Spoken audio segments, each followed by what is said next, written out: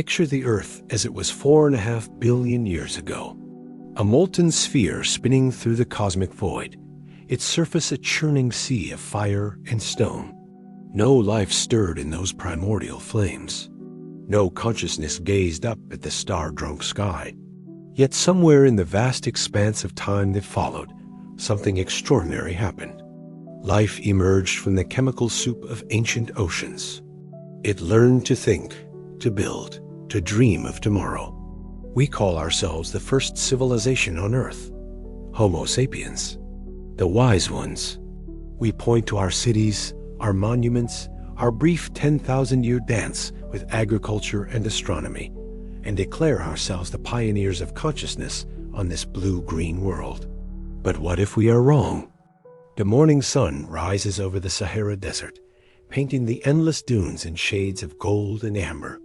Here, beneath the shifting sands, lie the bones of creatures that once ruled this land when it was green and alive. Crocodiles the size of school buses. Flying reptiles with wingspans that could shadow a city block. Beings whose intelligence we can only guess at, whose societies left no written record for us to decode. Time moves differently when you think in geological epochs. 1,000,000 years longer than our entire species has existed passes like a single breath in Earth's vast story. Civilizations could rise and fall in that blink of cosmic time, leaving barely a trace for future archaeologists to puzzle over. Consider the octopus with its alien intelligence distributed through 8 arms and 3 hearts. Consider the whale, whose songs carry across ocean basins in patterns we are only beginning to understand.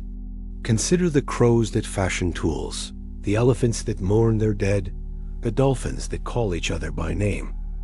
Intelligence did not begin with us. It merely changed. Deep in the fossil record, gaps yawn like missing chapters in a vast library. Creatures appear suddenly in the stone testimony of time, as if materializing from nowhere. Others vanish just as mysteriously, leaving behind only fragments of bone and fleeting impressions in ancient mud. What stories might those gaps contain? What civilizations might have flourished in the spaces between the stones? The wind whispers across the desert, carrying with it the scent of deep time and forgotten possibilities. Somewhere in that silence lies a question that has haunted human imagination since we first looked up at the stars and wondered if we were alone. What if the first beings to build cities and contemplate the cosmos were not human at all?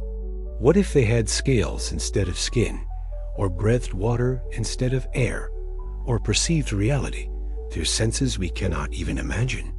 The desert keeps its secrets well, but perhaps, if we listen carefully enough to the whispers in the stone, we might catch an echo of voices that spoke long before our ancestors learned to speak at all. This is their story, or rather the story of our search for their story, a journey that will take us from the depths of the ocean to the frozen wastes of Antarctica, from ancient cave paintings to mysterious ruins that challenge everything we think we know about the past. Welcome to the possibility that we are not the first, that consciousness has worn many faces on this ancient Earth, that the real story of civilization began long before humanity ever drew its first breath. The archaeologist's trowel scrapes against something hard in the red earth of the Rift Valley. Another bone, perhaps. Another piece of the puzzle that maps our journey from tree-dwelling primates to builders of cities and launchers of rockets into space. This is the story we tell ourselves about the past.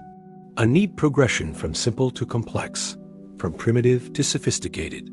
Our textbooks draw clean lines through time. The first stone tools appearing 2.5 million years ago. Agriculture emerging 10,000 years past. Cities rising from river valleys in Mesopotamia and Egypt. Yet for every bone we uncover, 1,000 remain hidden. For every artifact we catalog, countless others have crumbled to dust or lie buried beneath miles of accumulated earth and time. The fossil record, for all its wonders, is remarkably sparse. Paleontologists estimate that less than 1% of all species that ever lived have left fossilized remains. The conditions required for preservation are so precise, so unlikely, that each bone becomes a miracle of survival, rather than a reliable witness to the past. Consider what would remain of our own civilization if it vanished tomorrow. Our skyscrapers of steel and glass would rust and shatter within centuries. Our plastic monuments might endure longer, but even they would eventually break down under the patient assault of wind, water, and microbial action. What traces would an archaeologist find of New York City after 1,000,000 years had passed? Perhaps a few scattered fragments of ceramic. Maybe some strangely shaped stones that were once the foundations of our greatest buildings. But the essential story, the complexity of our society, the depth of our knowledge, the intricate web of relationships that bound our world together, would be lost forever. Now consider the vast stretches of time before humans appeared. 3 billion years of life on Earth, most of it hidden from our view by the incomplete nature of geological preservation. The Cambrian explosion, that sudden flowering of complex life forms 540 million years ago, speaks to possibilities we are only beginning to understand. In the space of a few million years, a brief moment in geological terms, creatures of astounding diversity and sophistication paired in Earth as oceans. Where did they come from? How did they develop such complex body plans so quickly? Some scientists speak of missing precursors, of evolutionary lineages that must have existed but left no trace in stone. Others wonder if the explosion itself points to something more dramatic, a threshold crossed, a barrier broken, perhaps even the first stirrings of something we might recognize as intelligence. The trilobites that dominated those ancient seas possessed compound eyes of calcite crystal, some with over 15,000 individual lenses. Their visual systems were more sophisticated than those of most modern insects. They navigated the ocean floors for nearly 300 million years, longer than any vertebrate has managed to survive. What did they see in those crystal eyes? What patterns did they discern in the shifting currents and shadows of their underwater world? We assume intelligence requires warm blood and large brains, but Earth has experimented with consciousness in forms we are only beginning to appreciate. The social structures of ant colonies rival human cities in their complexity. The communication networks of mycorrhizal fungi span entire forest ecosystems. The navigational abilities of migrating birds put our most advanced GPS systems to shame. Yet our search for ancient civilizations focuses almost exclusively on traces that would mirror our own development. We look for tools shaped by hands like ours, for buildings constructed according to architectural principles we understand.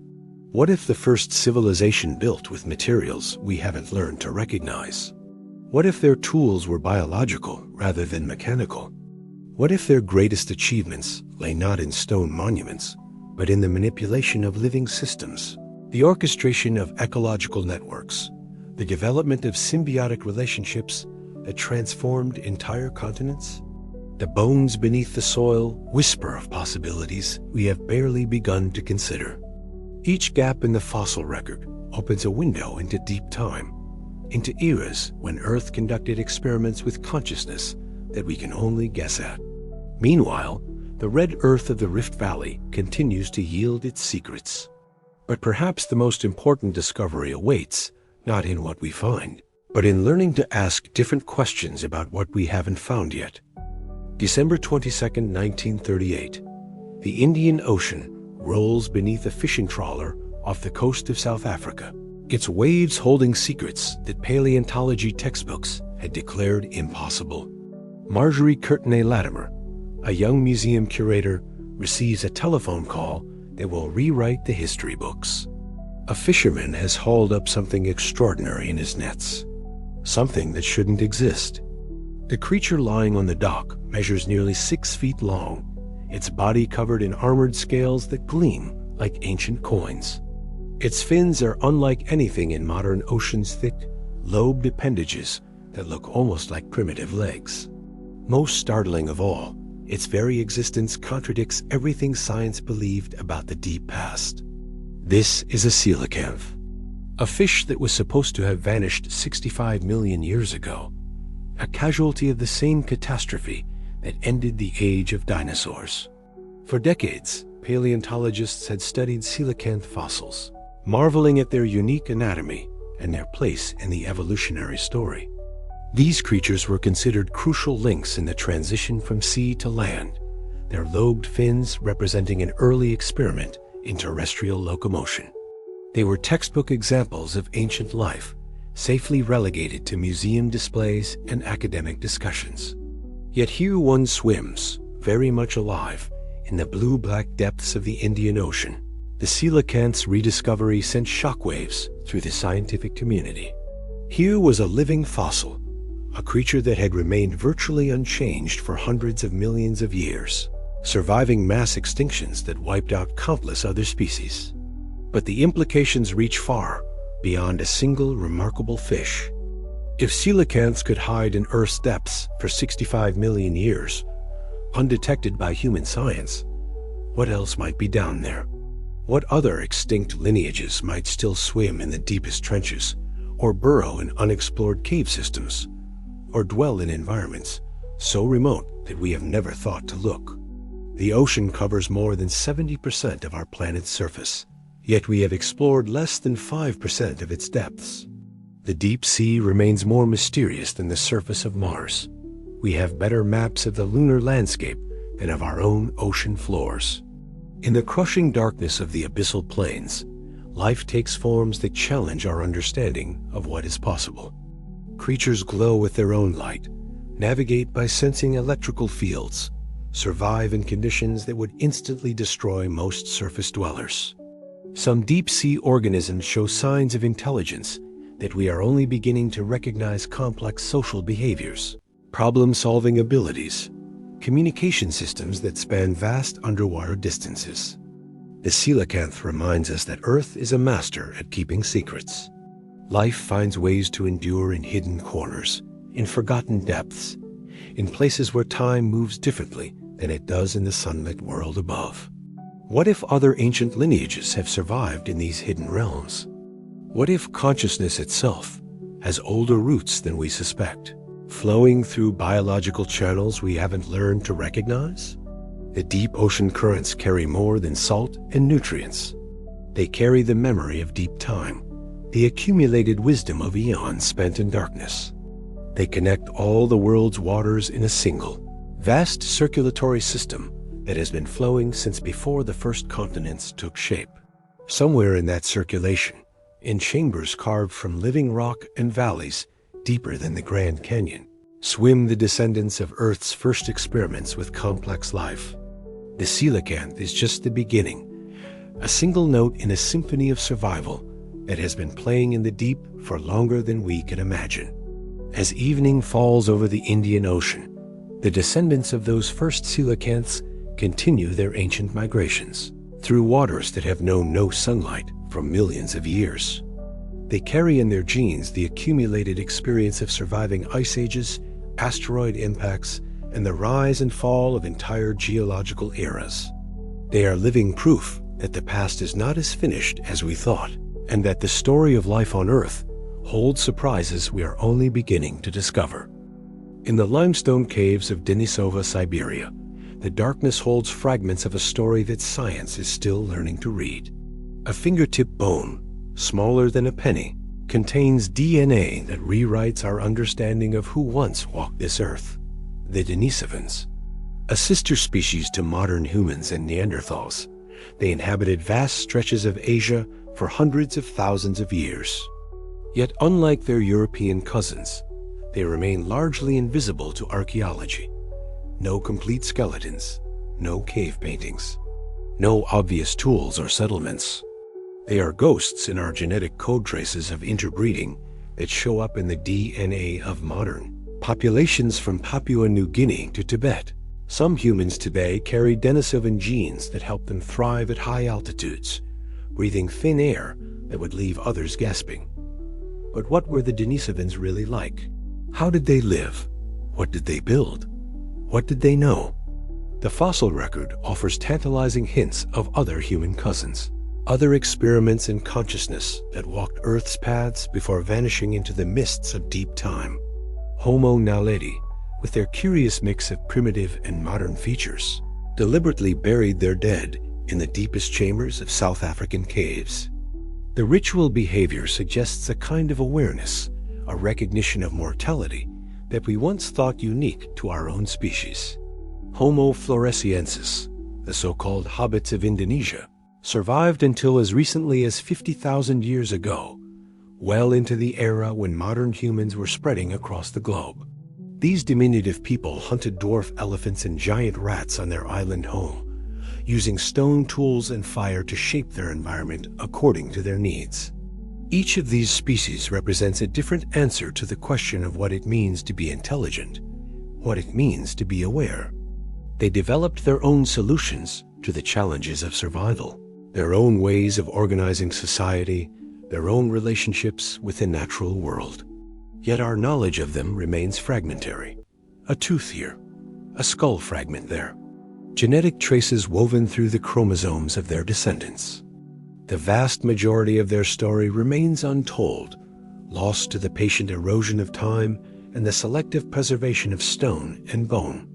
Consider what this means for our understanding of Earth's deeper past. If entire human species can vanish so completely that we know them only through scattered remains, what about the non-human intelligences that might have flourished in earlier eras? The fossil record speaks of creatures whose cognitive abilities we can only guess at.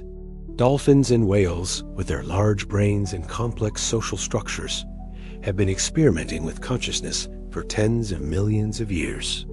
Their ancestors swam in ancient seas when the first human-like primates were just beginning to descend from the trees. Ravens and crows demonstrate problem-solving abilities that rival those of young children. They use tools, plan for the future, and pass cultural knowledge from generation to generation. Their ancestors were already intelligent when the first hominids were learning to walk upright on African savannas. Octopi, with their distributed nervous systems and alien intelligence, represent a completely different approach to consciousness, one that evolved independently from our own vertebrate lineage. Their ancestors were already experimenting with complex behaviors when our own ancestors were still primitive fish swimming in Paleozoic seas. What if intelligence is not rare but common? What if consciousness represents a fundamental property of life that emerges whenever conditions allow? What if Earth has been home to thinking beings for far longer than we have supposed? The problem is not that evidence doesn't exist. The problem is that we don't know how to recognize it. We look for human-like artifact stools shaped by hands, buildings constructed according to familiar architectural principles, art that speaks to sensibilities we can understand. But what if the first civilization expressed itself through entirely different media? What if their great works were biological rather than mechanical, vast genetic libraries encoded in the DNA of symbiotic organisms, or continent-spanning networks of modified ecosystems that serve as both habitat and technology?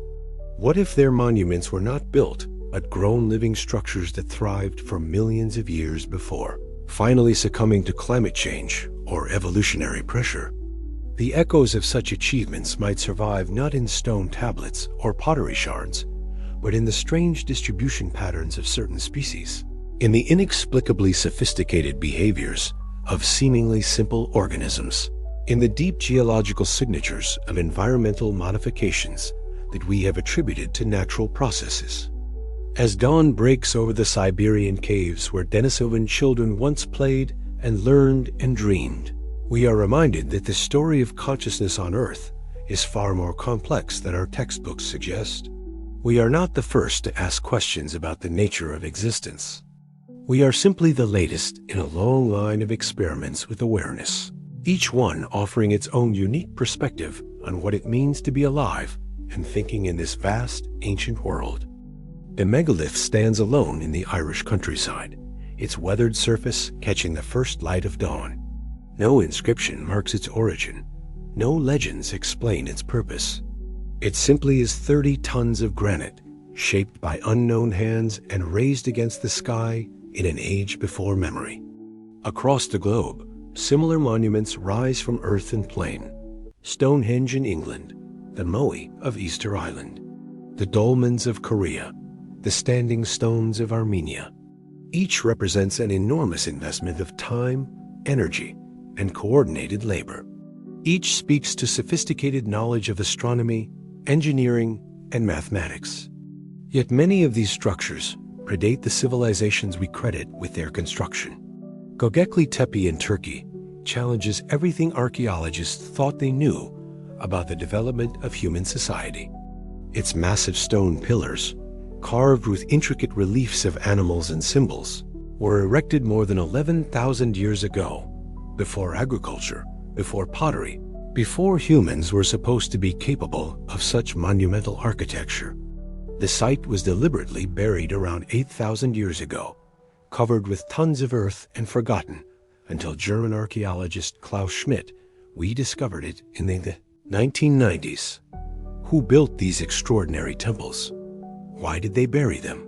What knowledge was deemed too dangerous or too sacred to leave exposed? The precision of megalithic construction often surpasses what we imagine ancient peoples could achieve. The stones of Sacsayhuaman in Peru fit together so perfectly that a knife blade cannot slip between them, despite weighing hundreds of tons each. The builders somehow transported these massive blocks across mountainous terrain and fitted them with tolerances that modern machinery would struggle to match. Similar precision appears in constructions attributed to entirely different cultures, separated by thousands of miles and thousands of years. The same techniques, the same astronomical alignments, the same impossible engineering solutions appearing independently across the globe. Or were they independent? What if these monuments were not built by the cultures that claim them, but inherited from earlier builders whose names have been lost to time? What if the megalithic tradition represents not the beginning of monumental architecture, but its ending, the final echoes of a much older building program that once spanned the globe? Consider the curious uniformity of certain megalithic practices. The use of massive stone blocks far larger than structural necessity required. The precise astronomical alignments that track celestial events across centuries or millennia. The incorporation of acoustic properties that create specific sound effects within stone chambers. These features appear in megalithic sites from Scotland to Japan, from Peru to India. They suggest not random cultural development, but systematic knowledge, a coherent understanding of principles that modern archaeology has only recently begun to appreciate.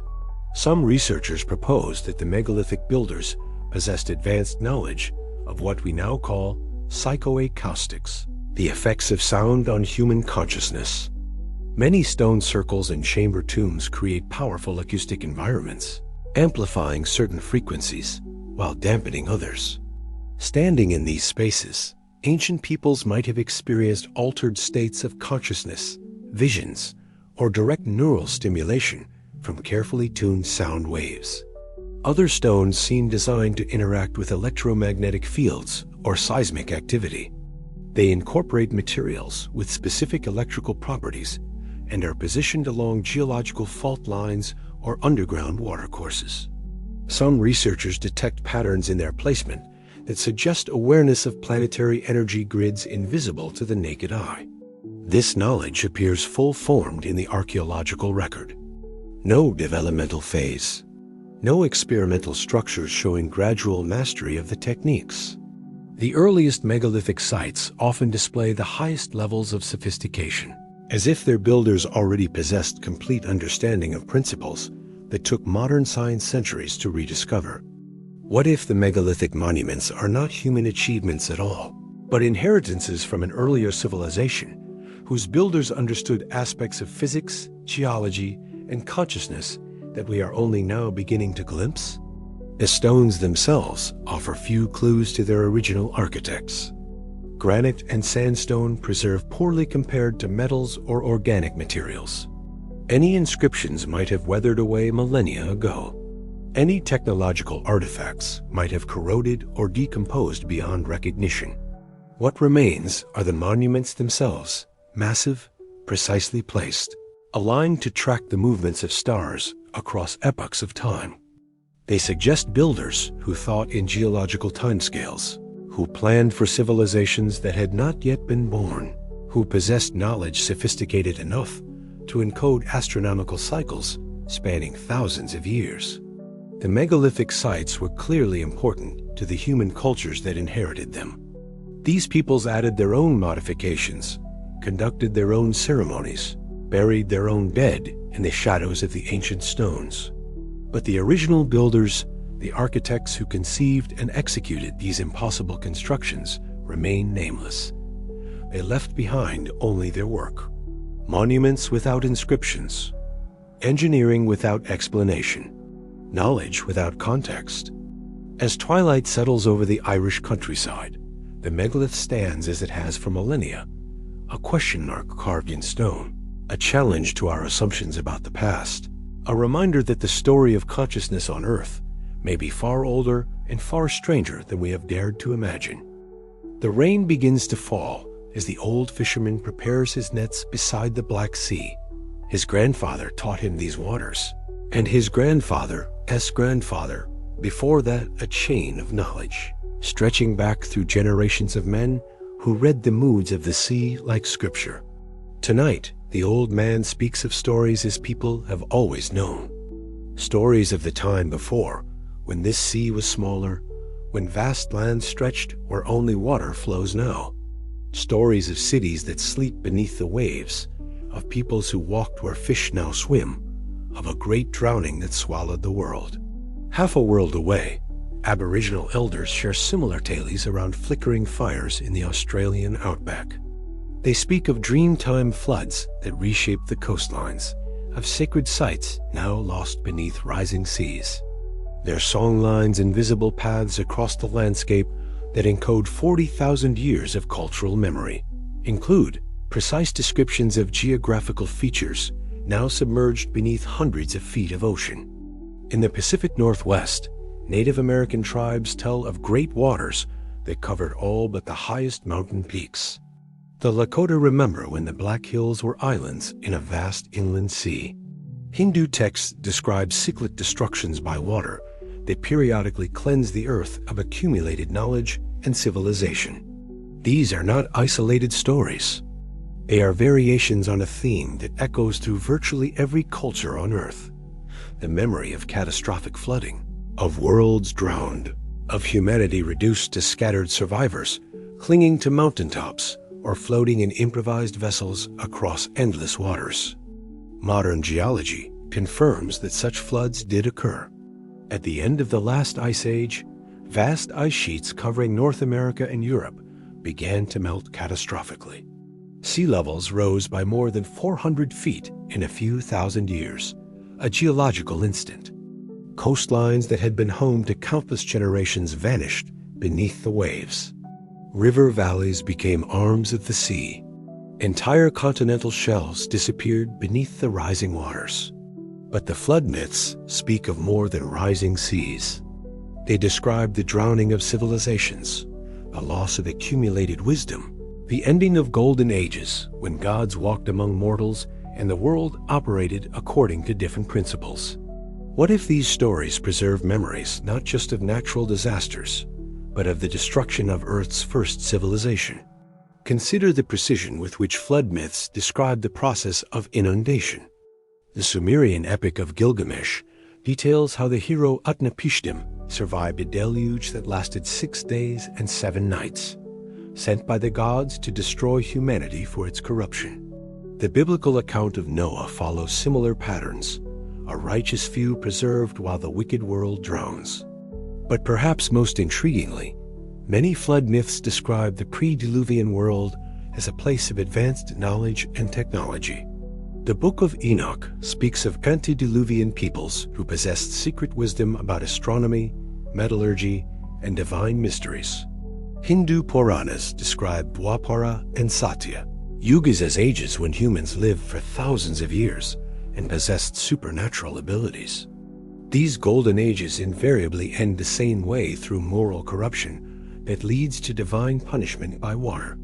The advanced civilizations are swept away, leaving only scattered survivors to begin again from primitive conditions. What if these myths preserve distorted memories of an actual pre-flood civilization? What if the corruption described in religious texts refers not to moral failings, but to some form of environmental or technological catastrophe that triggered the Great Melt? The timing aligns remarkably well. The most dramatic flood myths cluster around the period between 12,000 and 8,000 years ago, precisely when the last ice age ended and sea levels rose precipitously. This was also the period when human civilization, as we understand it, began to emerge with the development of agriculture, permanent settlements, and monumental architecture. But what if agriculture and settlements were not human inventions, but attempts to recreate technologies lost in the Great Drowning? The flood myths often describe survivors who carry with them remnants of antediluvian knowledge, seeds of crucial plants, techniques for metalworking, astronomical calculations, architectural principles. These cultural bearers become the founders of post-flood civilizations, teaching primitive hunter-gatherers the arts of civilization. Seen from this perspective, the rapid development of complex societies after the Ice Age takes on new meaning. The seemingly sudden appearance of sophisticated agriculture, monumental architecture, and astronomical knowledge might represent not innovation, but recovery, the gradual reconstruction of capabilities that had been achieved and lost before. Water remembers. Rivers carve canyons that preserve the memory of ancient flows. Sediments accumulate in layers that record climate changes spanning millions of years. Ocean currents carry nutrients and information across vast distances, connecting ecosystems that seem utterly separate. Perhaps the flood myths represent humanity as earliest form of data storage, a way of preserving crucial information across the chaos of catastrophic change. Embedded in stories of gods and heroes and miraculous survivals lie precise technical details about sea level change, climate shifts, and geological processes that oral cultures preserved for thousands of years before the invention of writing. The old fisherman checks his nets as dawn approaches. The Black Sea stretches to the horizon, calm now after the night storm. Beneath its surface lie the bones of forests, the foundations of settlements, the accumulated debris of worlds that drowned when the glaciers melted and the waters rose. Somewhere in those depths, preserved in the anaerobic mud of the sea floor, may lie evidence of the civilization the flood myths remember. The first builders, the original teachers, the ancestors who walked this earth before the Great Drowning reshaped the world and forced consciousness to begin again. The wind sculpts the Egyptian sand into flowing patterns that shift and change like frozen waves. Here, in the heart of the Western Desert, travelers encounter something that challenges their understanding of how the world works. Bones, massive, curved ribs jutting from sand dunes like the hull of some impossible ship. Vertebrae the size of dinner plates scattered across the landscape like ancient coins. Skulls longer than automobiles, their eye sockets staring blindly at a sky that has known no sea for 40 million years. This is Wadi al-Haytham, a valley of whales, where the Sahara preserves one of Earth's most extraordinary fossil collections. Hundreds of whale skeletons lie exposed in the desert sand, their bodies perfectly preserved in stone that once was ocean mud. But these are not modern whales. These creatures possessed legs. Basilosaurus isis stretches nearly 60 feet from snout to tail, its serpentine body supported by 4 limbs that end in distinct feet. Its smaller cousin, Norudin atrox, shows even clearer evidence of the transition from land to sea, powerful hind legs with ankles, knees, and hip joints designed for walking on solid ground. These fossil whales capture evolution in the act of transformation. They show us creatures caught between worlds, beings that had learned to swim, but not yet forgotten how to walk. Their anatomy preserves the moment when consciousness made one of its most dramatic leaps from terrestrial to marine existence. The implications stretch far beyond paleontology. If whales could transform so completely, that their land-dwelling origins remained hidden until fossil evidence revealed the truth. What other transformations might be concealed in the fossil record? The whale fossils of Wadi al-Haytham date from the Middle Eocene epoch, roughly 40 million years ago. When this region lay beneath the warm waters of the Tethys Sea, the climate was tropical. Palm trees grew where polar ice caps exist today. The geography of Earth bore little resemblance to the continents we know. In that ancient ocean, the first whales experimented with ways of being that would lead to some of the largest brains ever evolved on Earth. Modern whales possess sophisticated communication systems that span ocean basins. They demonstrate complex social structures, cultural transmission of knowledge, and problem-solving abilities that suggest forms of intelligence we are only beginning to understand. But their story begins here, in what is now desert, with creatures that retained the memory of land even as they committed to the sea. The preservation of these fossils required precise conditions: rapid burial in fine sediments, protection from scavengers and decay, and millions of years of geological stability. The chances of any individual creature becoming fossilized are infinitesimally small. Yet Wadi al-Haytham contains hundreds of specimens, suggesting that thousands or millions more lived and died without leaving any trace. This is the paradox of the fossil record. For every creature preserved in stone, countless others vanish without evidence. For every species we can identify, entire lineages remain invisible. The story we read in fossils is not the complete history of life on Earth, but a tiny sample fragments of a vast library where most of the books have crumbled to dust. What other transformations might be hidden in the gaps between stones? What other experiments with consciousness might have flourished and vanished without leaving readable traces? The whale fossils remind us that the boundaries between land and sea, between one way of being and another, are more fluid than we often imagine. Life finds ways to cross barriers that seem insurmountable. Intelligence adapts to challenges that would appear to make consciousness impossible. In the deepest ocean trenches, sperm whales dive to crushing depths where no light penetrates. Hunting giant squid in an alien environment that humans can barely explore with our most sophisticated technology. Their brains, 4 times larger than our own, process information about this hidden world in ways we cannot yet comprehend. Their songs travel across entire ocean basins, carrying messages we are only beginning to decode. Some whale calls have been detected at frequencies so low they can circle the entire globe underwater. What information do these planetary-scale communications carry? What knowledge do they preserve and transmit? The ancient whales of Wadi al-Haytham possessed brains too, though smaller than their modern descendants. What did those early minds contemplate as they made the transition from land to sea? What drove them to abandon the familiar world of solid ground for the three-dimensional freedom of marine existence? Perhaps they were fleeing something. Perhaps they were following some opportunity we cannot imagine. Perhaps they were simply the first to recognize that consciousness need not be bound by the accident of its origins, that awareness can find new forms, new expressions, new ways of experiencing reality. As the desert wind continues its patient work of erosion and burial, the whale bones of Wadi al-Haytham serve as monuments to transformation. They remind us that the story of consciousness on Earth is not a straight line from simple to complex, but a vast experimental process in which awareness has tried countless forms, countless strategies, countless ways of being, alive and thinking in this ancient world. Some experiments succeed, others fail. All leave traces, however faint, in the patient memory of stone and sand and the endless archives of deep time. In the summer heat of Montana's Badlands, paleontologists work with brushes and delicate tools to free a skeleton from its 70-million-year prison of stone.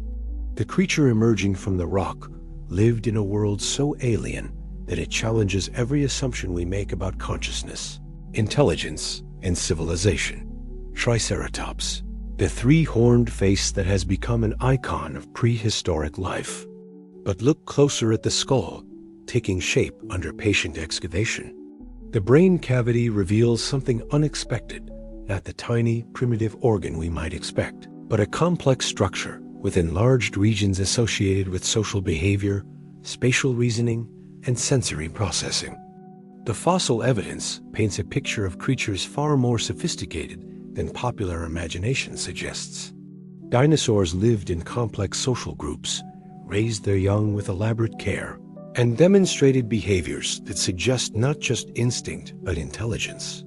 They dominated Earth's ecosystems for over 160 million years, a span of time that dwarfs human existence by several orders of magnitude.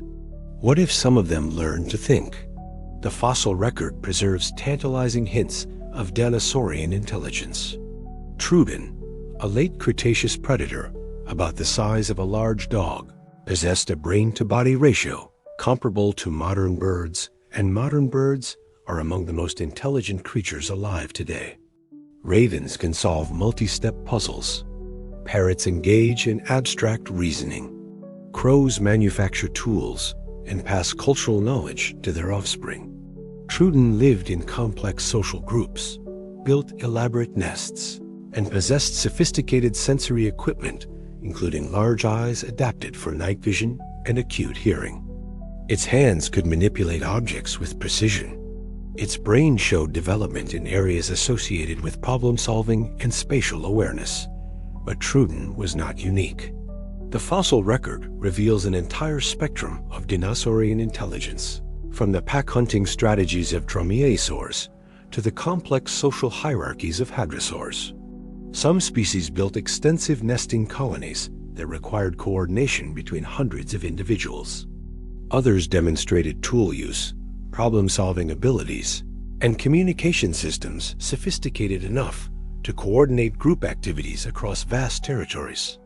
Consider Therizinosaurus, the massive plant eater with claws longer than baseball bats. Recent studies suggest these enormous talons were not weapons, but precision tools for manipulating vegetation, stripping specific leaves and fruits from trees, towering above the forest floor.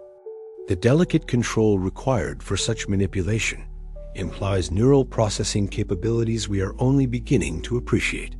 Or consider the hadrosaurs, the duck-billed dinosaurs whose elaborate crests contained complex acoustic chambers. These creatures could produce sounds across a wide range of frequencies, from deep bass notes that carried across miles of forest to high-pitched calls that conveyed specific information about food sources, danger, or mating opportunities.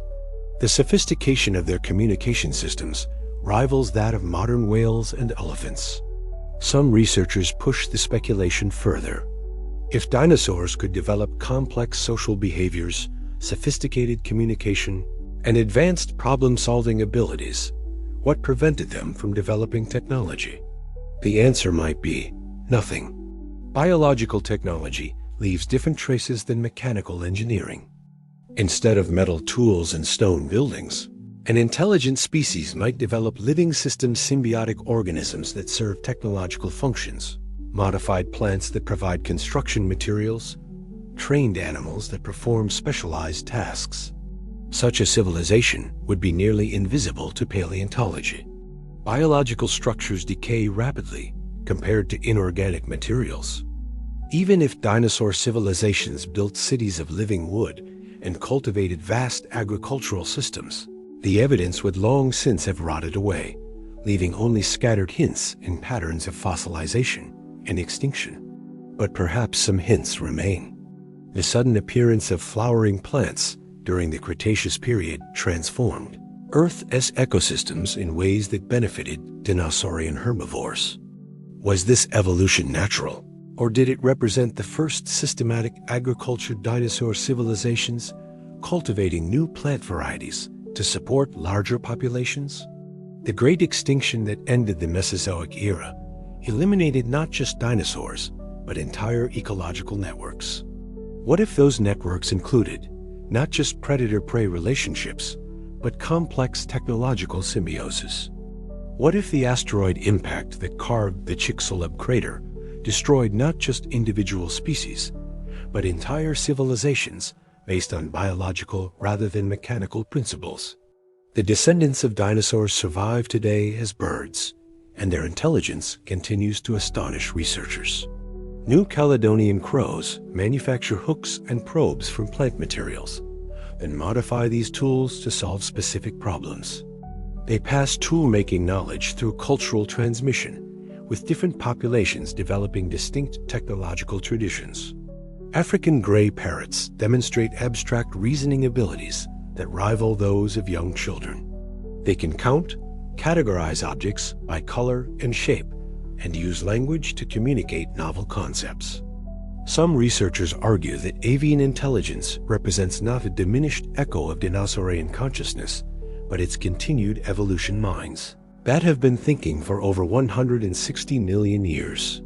What insights might such ancient minds have developed? What understanding of natural cycles, climate patterns, and ecological relationships might accumulate over geological timescales? What knowledge might be encoded in migration routes that have been followed for millions of years, in territorial boundaries that have been maintained across ice ages and continental drift? The reptilian brain, often dismissed as primitive and instinctual, might actually represent a form of consciousness optimized for deep time thinking that operates across scales of temporal and spatial awareness that human minds cannot easily comprehend. As evening settles over the Montana Badlands, the paleontologists cover their excavation with protective tarps.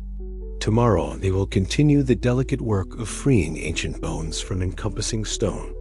But perhaps the most important discoveries lie not in what they uncover, but in learning to recognize intelligence in forms that evolution explored long before mammals learned to think, long before consciousness took the particular shape we call human. Dr. Sarah Chun kneels in the red dust of the Gobi Desert, her hand hovering over a fragment of bone that might rewrite textbooks or might simply crumble to powder at her touch. Around her, the empty landscape stretches to the horizon, a place where time has compressed millions of years into layered bands of stone and sand.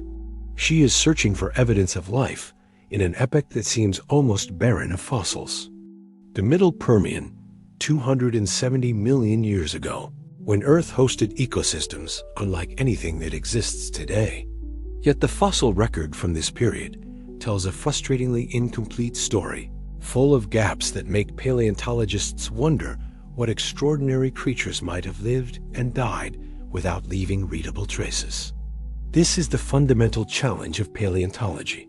The fossil record is not a complete library of life as history, but a collection of scattered pages from a vast book where most chapters have been lost forever. Fossilization requires a precise combination of circumstances that occur only rarely in nature. A creature must die in exactly the right place, usually underwater or in areas prone to rapid sediment accumulation. It must be buried quickly enough to prevent decay and scavenging, but gently enough to preserve fine details of bone and tissue.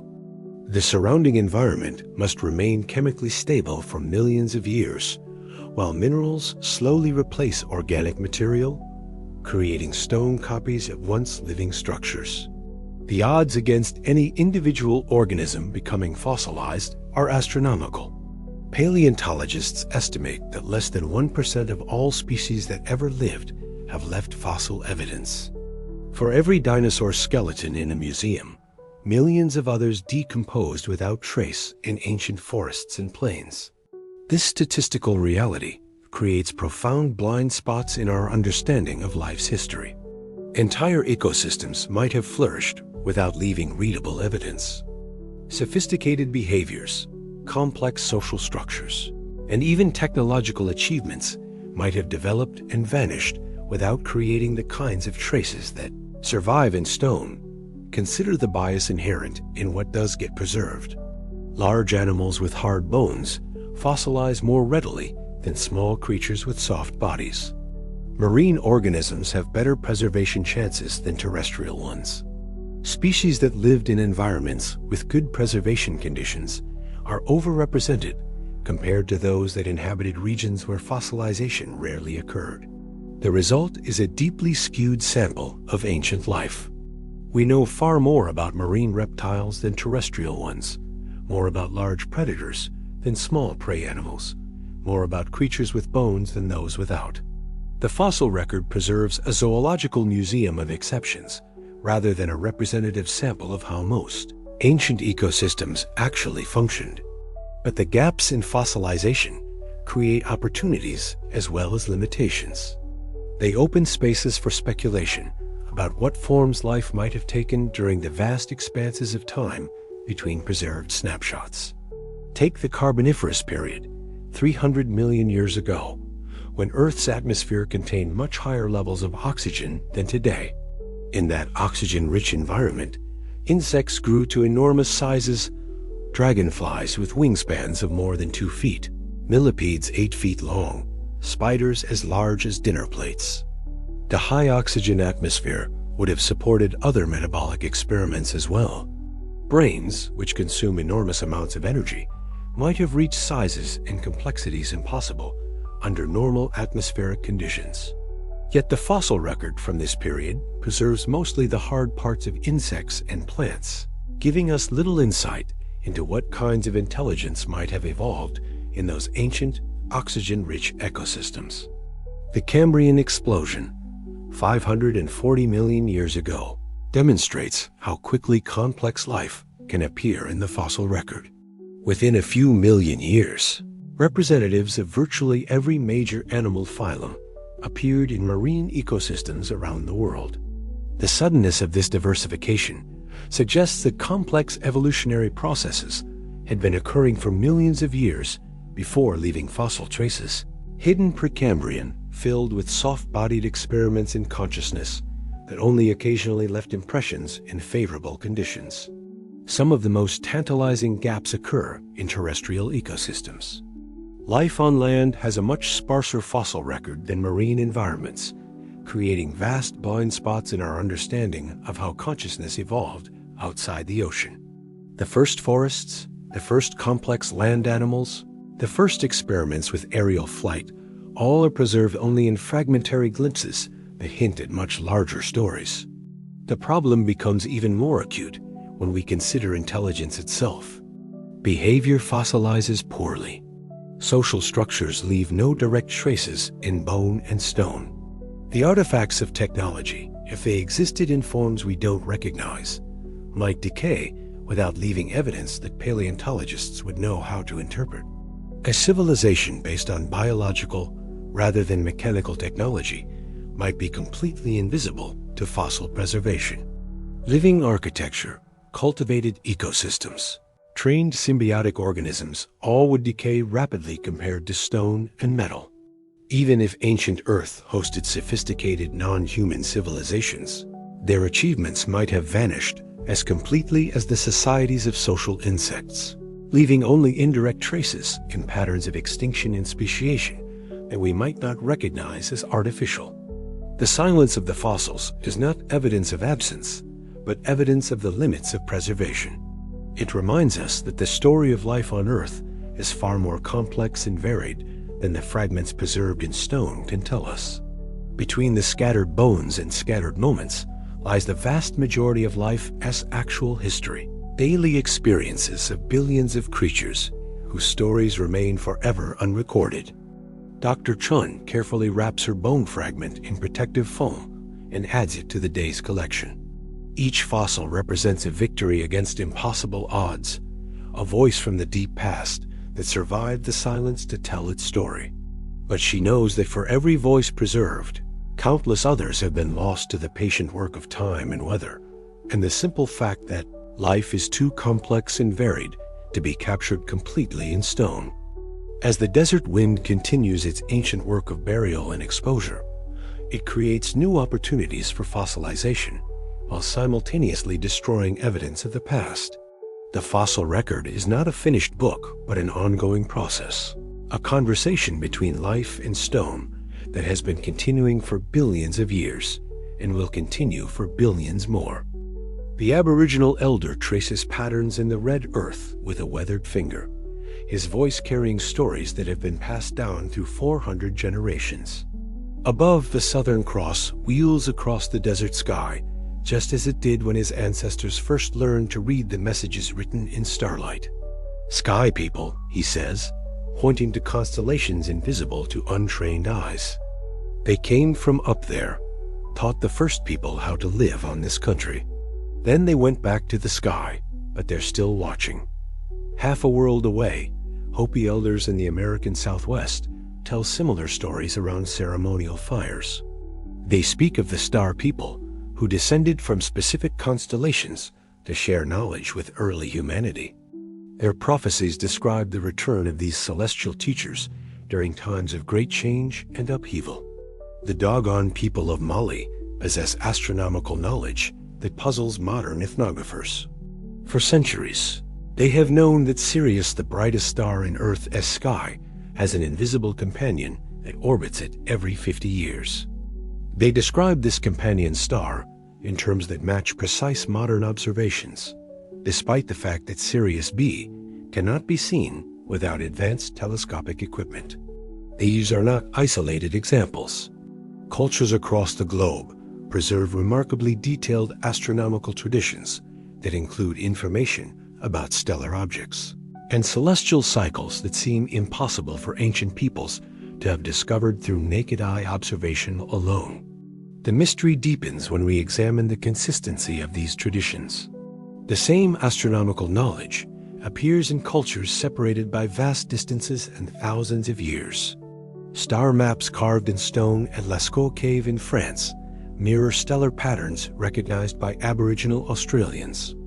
Mayan astronomical calculations match observations recorded in ancient Chinese texts. Polynesian navigators used stellar knowledge that parallels traditions preserved by Arctic peoples. How did such precise astronomical information spread so widely among cultures that had no known contact with each other? How did ancient peoples acquire knowledge about stellar objects that modern science needed telescopes to confirm? One possibility that appears repeatedly in the mythological traditions themselves is contact with non-human intelligences, beings from the sky who shared advanced astronomical knowledge with developing human cultures. But what if the sky people described in these myths were not visitors from other worlds, but representatives of Earth's own first civilization?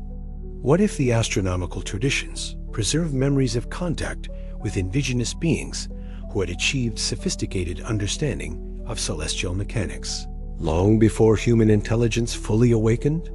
The mythology consistently describes these celestial teachers as different from ordinary humans. They are portrayed with reptilian features, amphibious characteristics, or entirely non-mammalian anatomies. The Sumerian Anunnaki are depicted with elongated skulls and serpentine features. The Hindu Nagas are described as serpent beings with advanced knowledge of astronomy and mathematics. The Egyptian Neteru possess the heads of birds, reptiles, and other non-human creatures. These beings are consistently portrayed as ancient predating human civilization by vast epochs of time. They are described as the first inhabitants of Earth, the original possessors of wisdom that they selectively shared with emerging human cultures.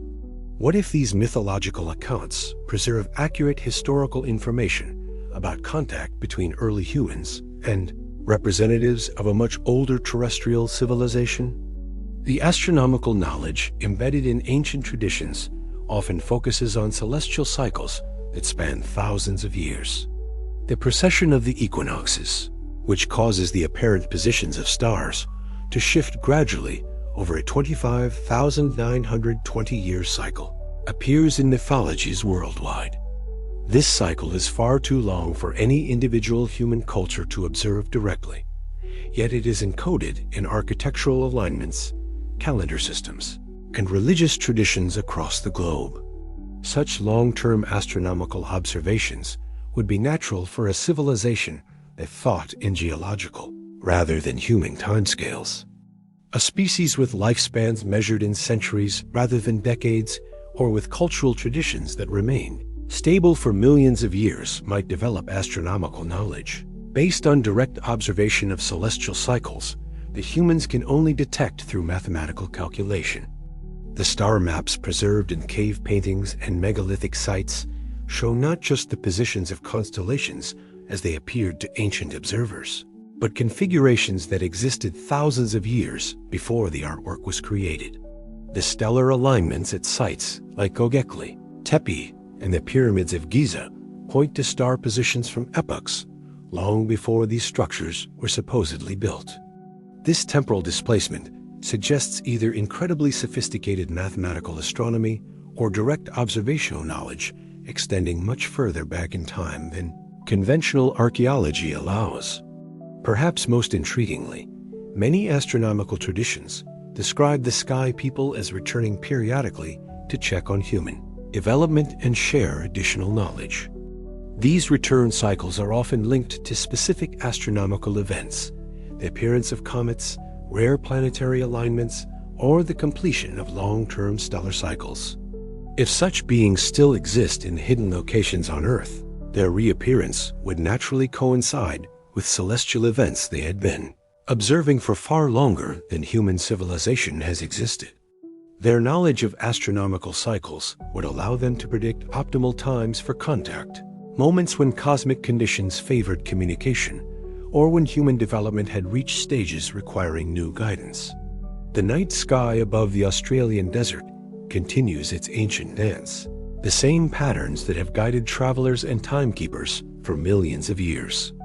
Somewhere in that vast stellar clockwork, encoded in the positions of planets and the precession of stars, may lie the schedule for humanity's next encounter with Earth's original astronomers, the first civilization that learned to read the language of the cosmos and taught others to look up at the stars with understanding rather than mere wonder. The cave painting glows in the beam of the archaeologist's flashlight, its pigments still vibrant after 17,000 years in the darkness of Lascaux. What everyone sees first are the animals' magnificent aurochs and horses thundering across the stone walls in flowing lines of ochre and charcoal. But look more carefully at the patterns of dots scattered among the figures. Count them, map their positions, compare them to star charts.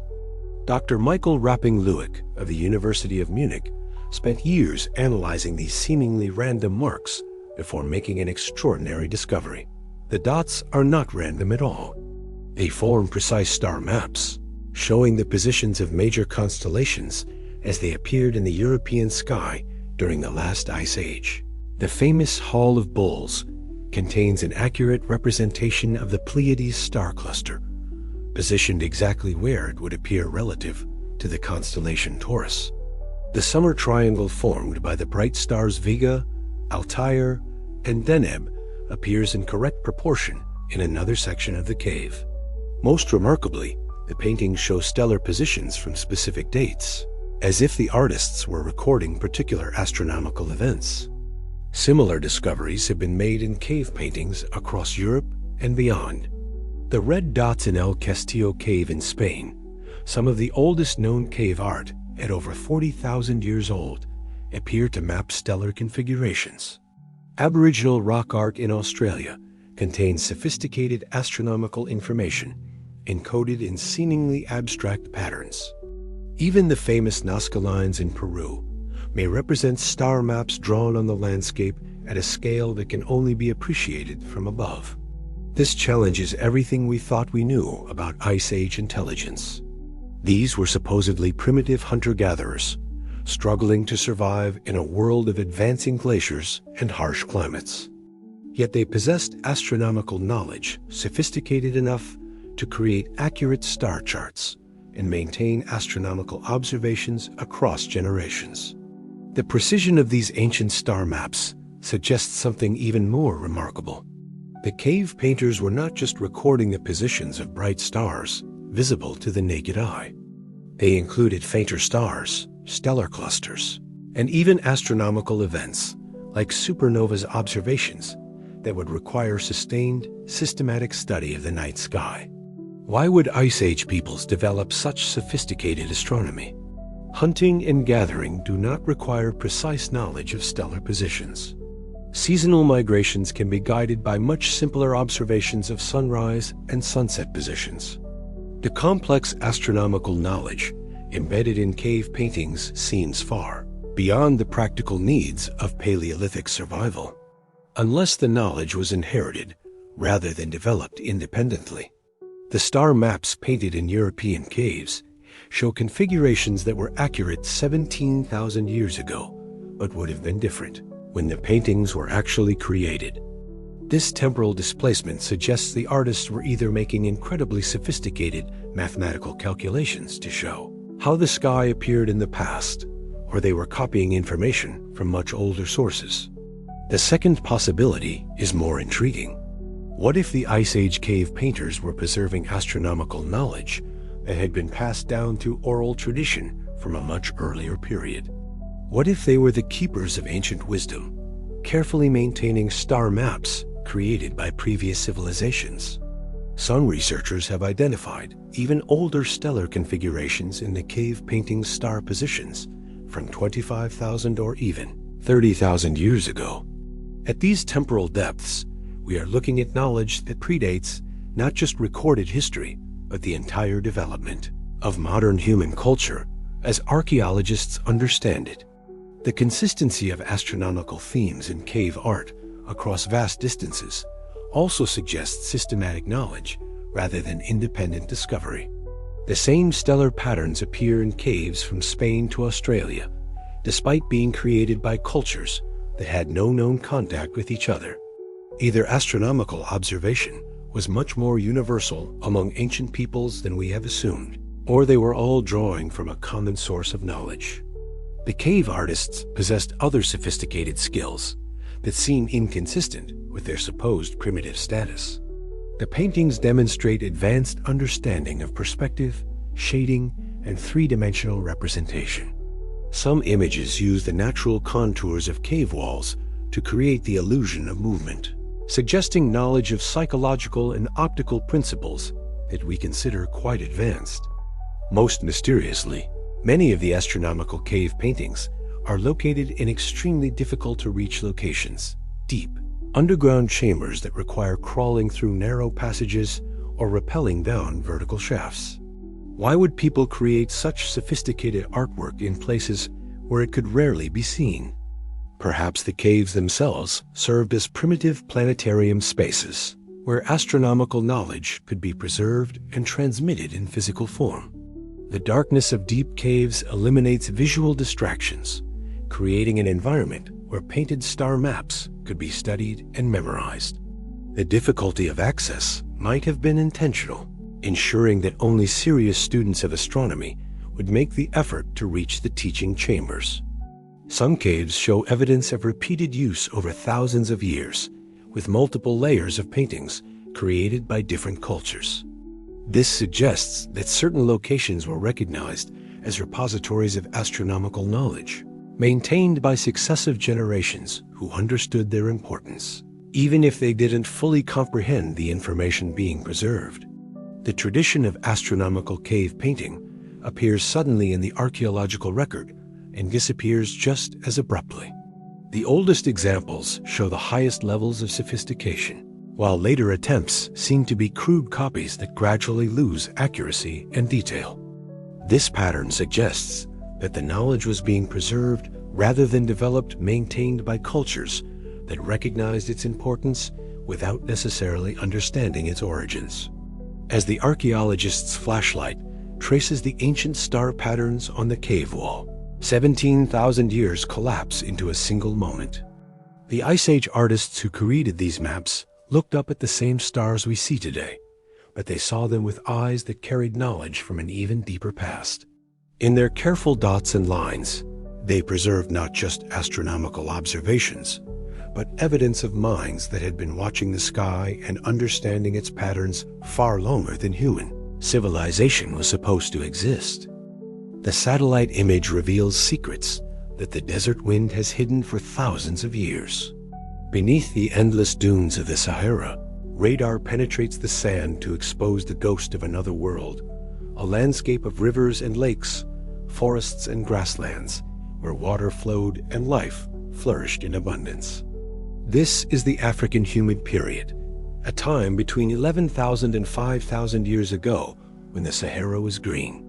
Orbital cycles brought monsoon rains deep into the continental interior, transforming what is now the world's largest hot desert into a fertile landscape that supported hippos, elephants, and vast herds of savanna animals. Human settlements dotted the shores of Lake Mega-Chad, a body of water larger than all the Great Lakes combined. Rock art from this period shows people fishing from boats, herding cattle, and living in permanent villages beside rivers that have been dry for millennia.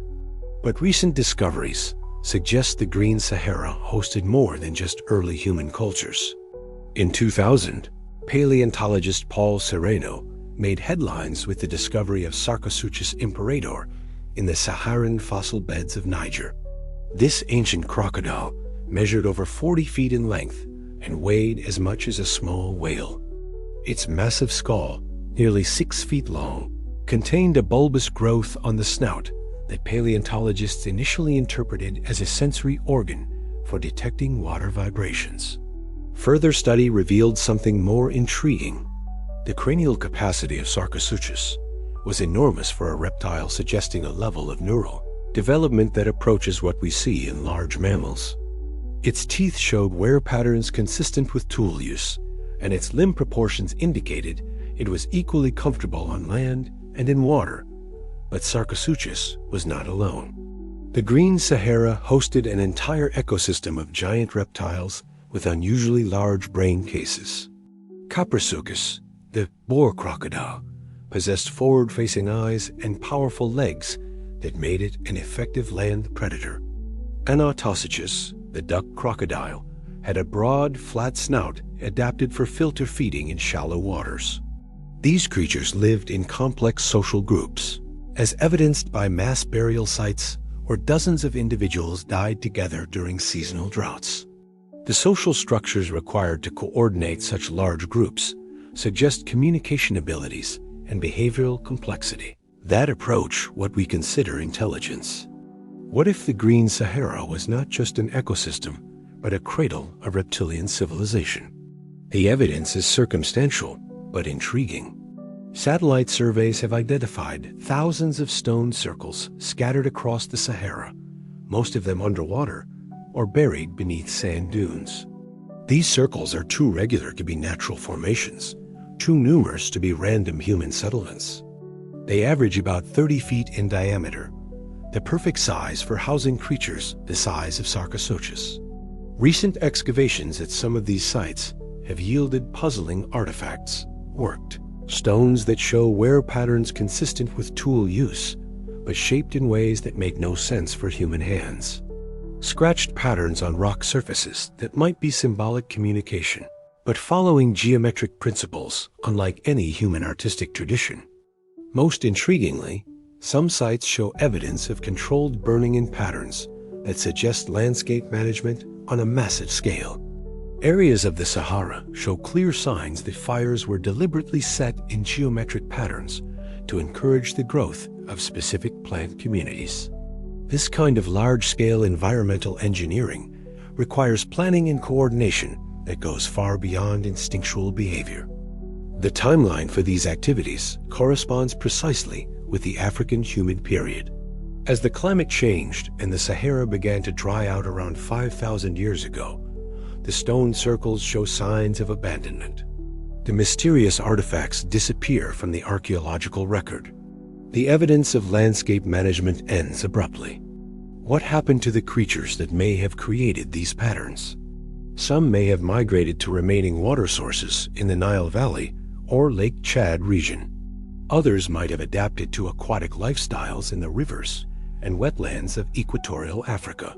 The Nile crocodile, Crocodilus niloticus, shows behavioral sophistication that exceeds what we expect from reptiles. These animals engage in cooperative hunting, use tools to manipulate their environment, and demonstrate problem-solving abilities that suggest higher cognitive functions. They also show remarkable longevity. Some individuals may live for over a century, accumulating knowledge and experience across human generations. Could the modern Nile crocodiles be the descendants of the Saharan giants, scaled down by environmental pressures, but retaining genetic and cultural memories of their ancestors' achievements? Ancient Egyptian texts describe the crocodile god Sobek as a primordial deity, one of the oldest and most powerful forces in the pantheon. Sobek was associated with fertility, protection, and the annual flooding of the Nile that brought life to the desert. Egyptian priests maintained sacred crocodile pools where the animals were treated as incarnations of divine wisdom. What if these religious traditions preserve memories of actual contact between early humans and highly intelligent reptilian beings? What if the worship of crocodile gods reflects historical relationships between human settlements and reptilian civilizations that controlled the water resources of the Green Sahara? The petroglyphs of the Sahara show scenes that archaeologists struggle to interpret. Human figures appear to be interacting with large reptilian beings in what look like formal ceremonies or negotiations. Some images show humans bringing offerings to crocodile-like creatures that are depicted with symbols of authority staffs, crowns, or other regalia that suggest social hierarchy and organized leadership. These rock art galleries stretch across thousands of miles of desert, suggesting that whatever relationships existed between humans and reptilians were widespread and long-lasting. The consistency of iconography across such vast distances implies either cultural diffusion or shared experiences with the same types of intelligent beings. As the Sahara's climate shifted toward aridity, these relationships apparently came to an end. The latest petroglyphs show scenes of departure reptilian figures heading toward bodies of water, while human figures remain behind in increasingly barren landscapes. It's almost as if the rock art preserves a visual record of climate refugees, documenting the exodus of aquatic civilizations as their desert paradise transformed into the arid wasteland we know today. Today, the Sahara keeps its secrets buried beneath miles of sand. But occasionally, when the wind shifts the dunes or satellite radar penetrates the surface, we catch glimpses of the green world that once flourished here, and perhaps preserved in the memories of surviving crocodilian species or encoded in the mythologies of desert peoples, we might find traces of Earth as first experiment with reptilian intelligence, a civilization that learned to think long before mammals inherited the Earth. The research station sits like a tiny dot of orange against the infinite white of Antarctica, its radio antenna the only vertical line in a landscape that stretches flat to the horizon in every direction. Here, at the bottom of the world, scientists drill through ice that has been accumulating for millions of years, each layer preserving atmospheric conditions from epochs when Earth was a fundamentally different planet. Dr. Elena Vasquez watches the ice core emerge from the drilling apparatus, a cylinder of frozen time that contains within its crystalline structure the breath of ancient atmospheres. As the drill bit descends deeper into the ice sheet, it penetrates layers that date back further than human civilization, further than human evolution, into geological periods when consciousness might have worn entirely different faces. The ice remembers everything. Volcanic eruptions from 1 million years ago left traces of ash in thin, dark bands. Asteroid impacts scattered microscopic debris that still glitters in the frozen layers. Climate changes that reshaped entire continents are recorded in the isotopic composition of water molecules locked in ice. But the deepest cores reveal something that challenges our understanding of Earth's history. At levels corresponding to approximately 12 million years ago, the ice contains anomalous concentrations of rare metals and synthetic compounds that shouldn't exist in natural systems. The signatures are subtle trace amounts of isotopes that occur only in artificial nuclear reactions, complex organic molecules that require sophisticated chemistry to produce, microscopic spherules of alloys that don't form naturally. The concentrations are far too low to represent recent contamination, and they appear consistently in ice cores taken from locations separated by hundreds of miles. Antarctica wasn't always a frozen wasteland. 12 million years ago, the continent enjoyed a temperate climate with forests and rivers, lakes, and coastal plains. Fossil evidence shows that this ancient Antarctica hosted diverse ecosystems including primitive penguins, whales, and marsupials unlike anything alive today. But what if it also hosted something else? The anomalous signatures in the ice cores cluster around a specific time period, roughly 12 to 10 million years ago, when Antarctica's climate was shifting from temperate to polar conditions. As ice sheets began forming and temperatures dropped, whatever was producing these artificial isotopes and synthetic compounds apparently ceased activity. Recent satellite surveys of Antarctica using ground-penetrating radar have identified massive structures buried deep beneath the ice sheet. These formations are too regular to be natural geology, but too large to be easily explained as the remains of any known biological process. Some appear to be geometric complexes covering several square miles, buried under 2 miles of accumulated ice. The structures cluster in areas that would have been coastal regions during Antarctica's temperate period. Their distribution suggests a technological civilization that understood continental geography and established settlements in locations that would have been optimal for marine access and resource extraction. But perhaps the most intriguing evidence comes from the continent's unique ecosystem of extremophile organisms, life forms that have adapted to survive in conditions that would kill most other creatures on Earth. These organisms show genetic characteristics that suggest much older evolutionary histories than their current environment should allow. Some Antarctic bacteria possess metabolic pathways that are incredibly sophisticated, capable of processing energy from sources that barely exist in the frozen environment. Their genetic sequences include large sections of what appears to be junk DNA non-coding regions that serve no apparent function in their current lifestyle, but might represent dormant capabilities left over from ancestors that lived in very different conditions. More puzzling still, some of these organisms demonstrate collective behaviors that suggest rudimentary intelligence. Antarctic biofilms organize themselves into complex patterns that change in response to environmental conditions. They appear to communicate through chemical signals and coordinate activities across distances much larger than individual organisms could perceive. The most sophisticated of these biofilm communities are found in the subglacial lakes that exist beneath Antarctica's ice sheet, bodies of liquid water that have been isolated from surface conditions for millions of years.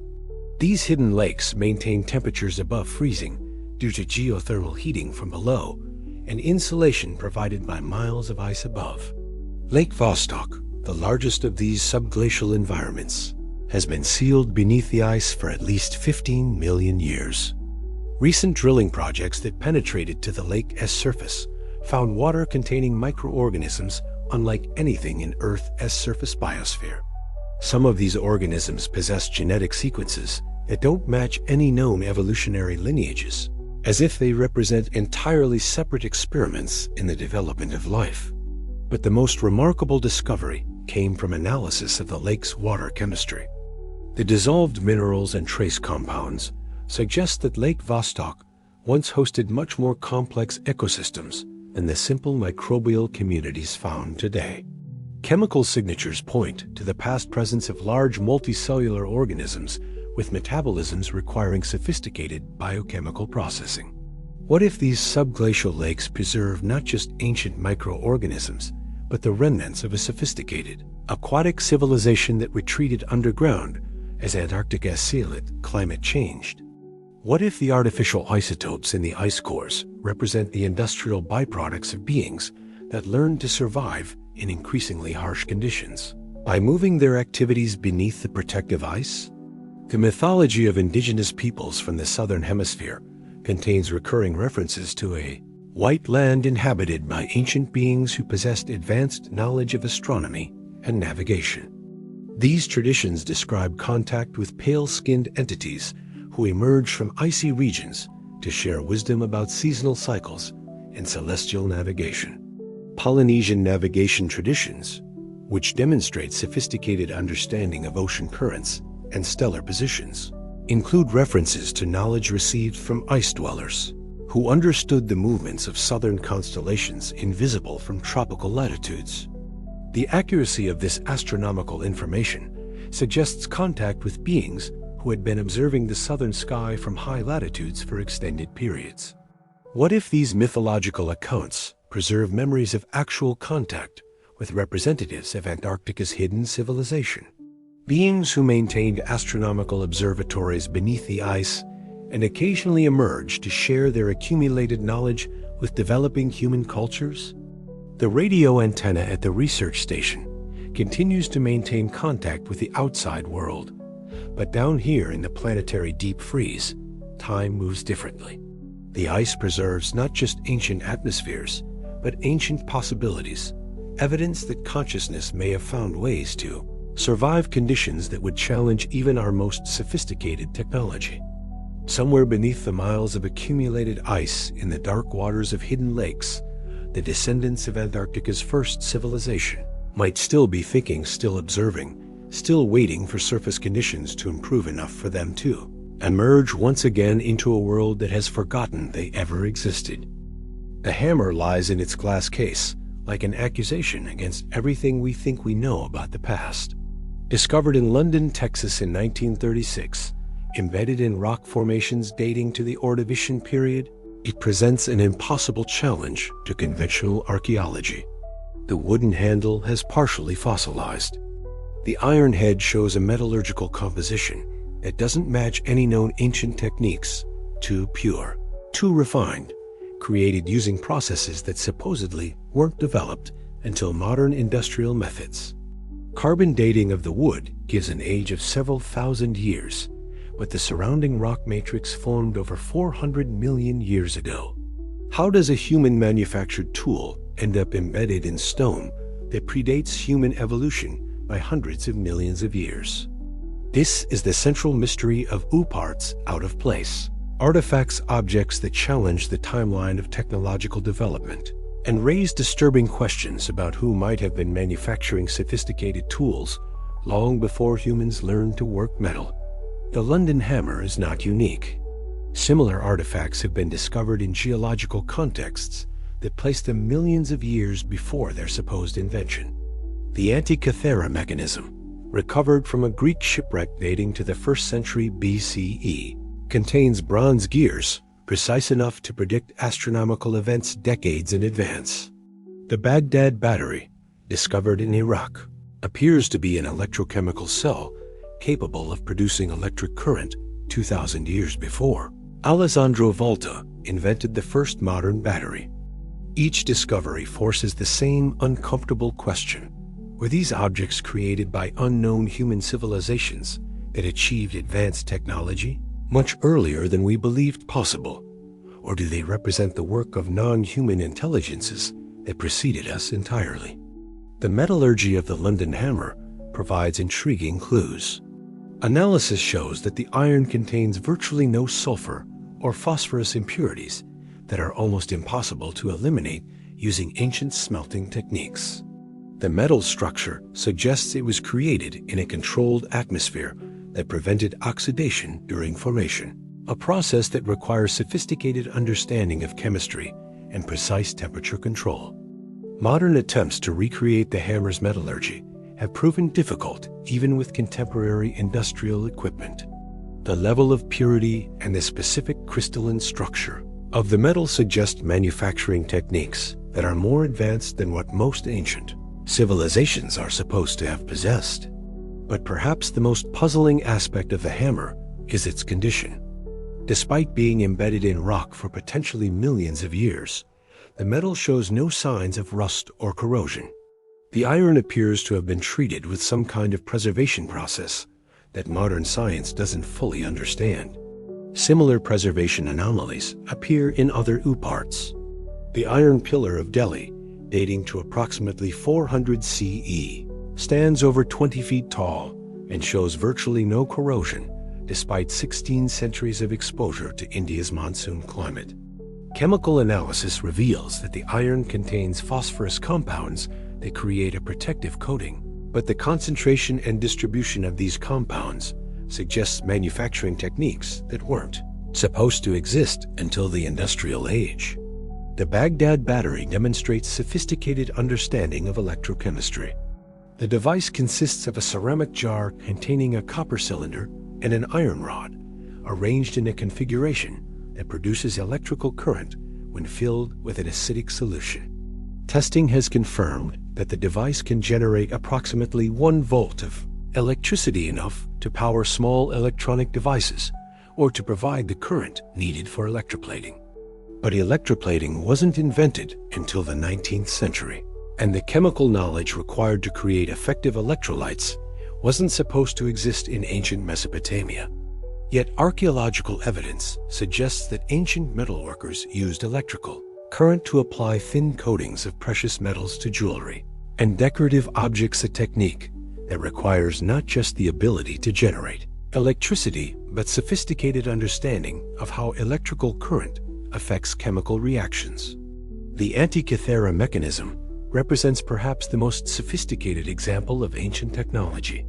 The device contains over 30 bronze gears arranged in a complex system that can predict the positions of the sun, moon, and planets decades into the future. It can calculate lunar and solar eclipses, track the 4-year cycle of the Olympic Games, and predict astronomical events with accuracy that rivals modern computer models. The level of astronomical knowledge embedded in the mechanism is staggering. Its creators understood that the moon's orbit is elliptical rather than circular, knowledge that was rediscovered until Johannes Kepler, his work in the 17th century. They knew the precise length of a lunar month to within hours and incorporated corrections for the gradual slowdown of the moon's orbital speed. Most remarkably, the mechanism includes calculations for planetary movements that require understanding of complex mathematical relationships between celestial bodies. The gear ratios are precisely calibrated to reproduce the observed movements of Mercury, Venus, Mars, Jupiter, and Saturn across decades of observation. Creating such a device required not just individual genius, but institutional knowledge observatories that maintained astronomical records across centuries, mathematical schools that developed sophisticated computational techniques and metalworking traditions that could produce precision gears with tolerances measured in fractions of millimeters. Yet the Antikythera mechanism appears in the archaeological record without clear precedents or successors. It's as if an advanced technological tradition briefly surfaced in the Mediterranean world, created a handful of sophisticated devices, then vanished without leaving readable traces of how such knowledge was developed or preserved. The pattern repeats across many parts. Sophisticated technology appearing suddenly in the archaeological record, demonstrating capabilities that seem far in advance of contemporary achievements, then disappearing just as mysteriously. This suggests either that ancient civilizations achieved much higher levels of technological sophistication than we currently recognize, or that advanced knowledge was being shared by cultures that remain hidden from conventional archaeology. The glass case containing the London hammer reflects the fluorescent lights of the museum like a window into deep time. Visitors peer at the impossible object, reading the placard that carefully avoids drawing conclusions about its implications. But the hammer itself remains unchanged, a piece of refined metal and fossilized wood that shouldn't exist, challenging us to expand our understanding of what was possible in Earth's ancient past and who might have been possible enough to create tools that time itself couldn't destroy. The bronze gears emerge from their limestone prison like the thoughts of an ancient mind finally given voice. For over 2,000 years, they lay hidden beneath Mediterranean waters, corroded and forgotten, until Greek sponge divers discovered the wreckage of a Roman ship off the island of Antikythera in 1901. At first, archaeologists dismissed the corroded mass as simply another piece of ancient metalwork. But as researchers began to clean away the accumulated limestone deposits, they uncovered something that would challenge every assumption about ancient technological capabilities. A sophisticated mechanical computer that could predict astronomical events with startling accuracy. The Antikythera mechanism, as it came to be known, consists of at least 37 bronze gears arranged in a complex system that models the movements of celestial bodies.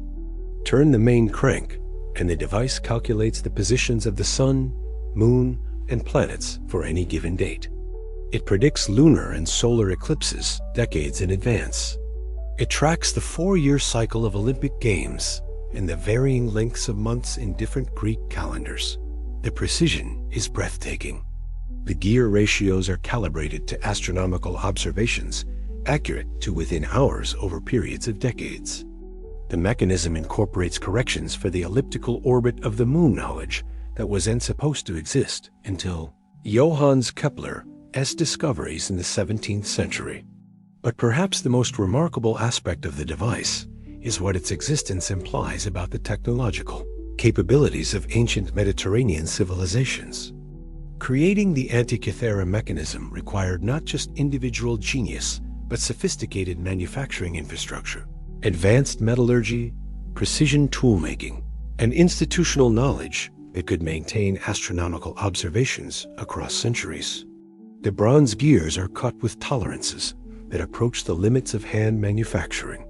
Some gear teeth are less than 2 millimeters wide, yet they mesh smoothly enough to transfer rotational motion through multiple stages of mechanical calculation. The metal itself shows composition and working techniques that represent the pinnacle of ancient metallurgical achievement. Modern attempts to recreate the mechanism using period-appropriate tools have required master craftsmen working for months to achieve even approximately similar results. The original device represents thousands of hours of skilled labor by artisans who understood both the theoretical astronomy and the practical engineering required to translate mathematical relationships into mechanical motion. Yet the Antikythera mechanism appears in the historical record without clear precedents. No ancient texts describe similar devices. No archaeological sites have yielded the workshops or tool-making traditions that would be necessary to support such sophisticated manufacturing. The mechanism exists in apparent isolation, a peak of technological achievement that seems to have no mountain beneath it. Recent analysis using advanced imaging techniques has revealed even more complexity. The device includes subsidiary dials that track the 235-month Metonic cycle, the 76-year Callippic cycle, and the 442-year period discovered by astronomer Hipparchus for predicting eclipses. This level of astronomical sophistication suggests observational records spanning centuries or even millennia. The Babylonians are known to have maintained such records, but their mathematical astronomy was quite different from the mechanical approach embodied in the Antikythera mechanism. Someone had to bridge the gap between Babylonian observational data and Greek geometric models, then translate the results into the gear ratios needed for mechanical computation. The shipping context of the mechanism's discovery provides additional mysteries.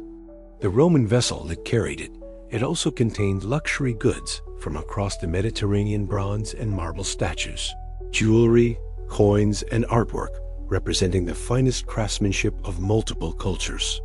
The mechanism was apparently valuable enough to merit transport alongside the most precious artifacts of the ancient world. But who would commission such a device?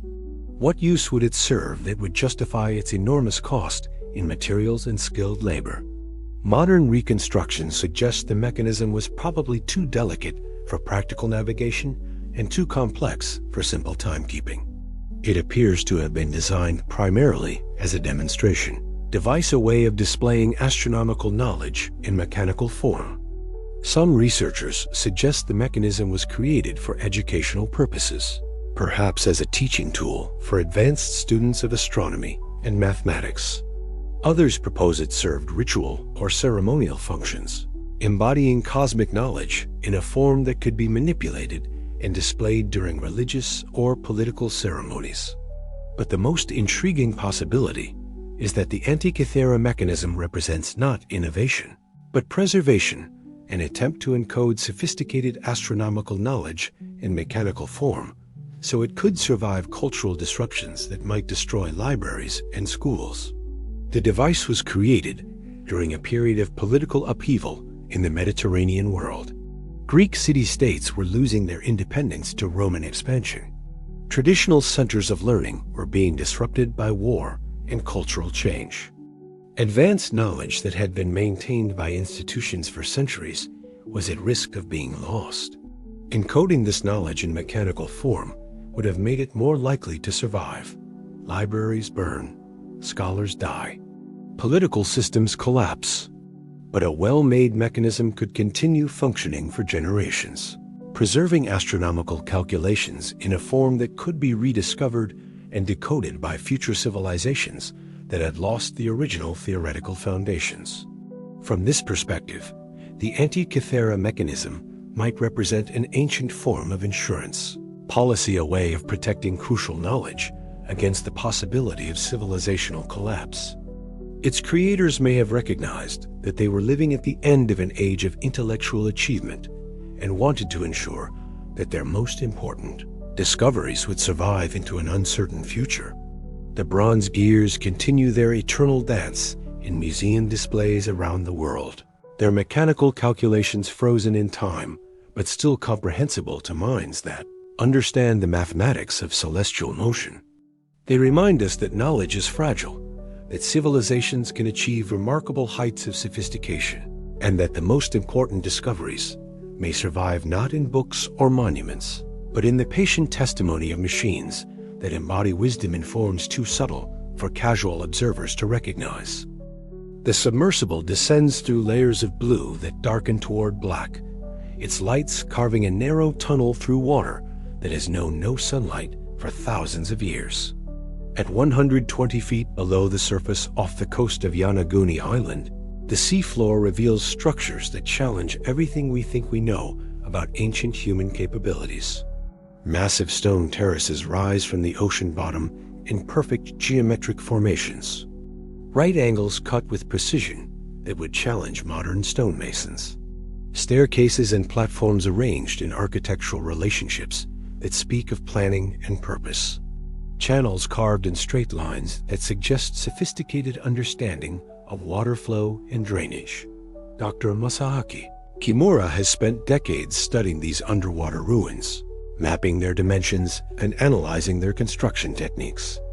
The structures cover an area larger than 10 football fields, with some individual stones weighing over 100 tons. The precision of the cutting and fitting suggests advanced metallurgy and engineering capabilities. But the Yonaguni monument, as it has come to be known, lies in water that has covered this area for at least 12,000 years. If these are indeed artificial structures, they were built when this region was dry land, before the great melting at the end of the last ice age raised global sea levels by over 400 feet. This places their construction at the very dawn of human civilization, or before human civilization existed at all. The mystery deepens when we consider similar structures scattered across the world's oceans. Off the coast of India near Dwarka, marine archaeologists have discovered submerged stone structures that match descriptions in ancient Hindu texts of a great city that was eventually swallowed by the sea. The stones show tool marks and construction techniques that appear far more sophisticated than what Bronze Age civilizations were supposed to possess. Near the Bahamas, the Bimini Road stretches across the ocean floor in a straight line for nearly half a mile. The massive limestone blocks are fitted together with precision joints and show clear evidence of quarrying and transportation from distant sources. Carbon dating of organic material found beneath the stones suggests they were placed when the area was above sea level, approximately 12,000 years ago. But perhaps the most intriguing underwater discoveries lie in the Mediterranean, where rising sea levels have preserved entire coastal settlements from the end of the Ice Age.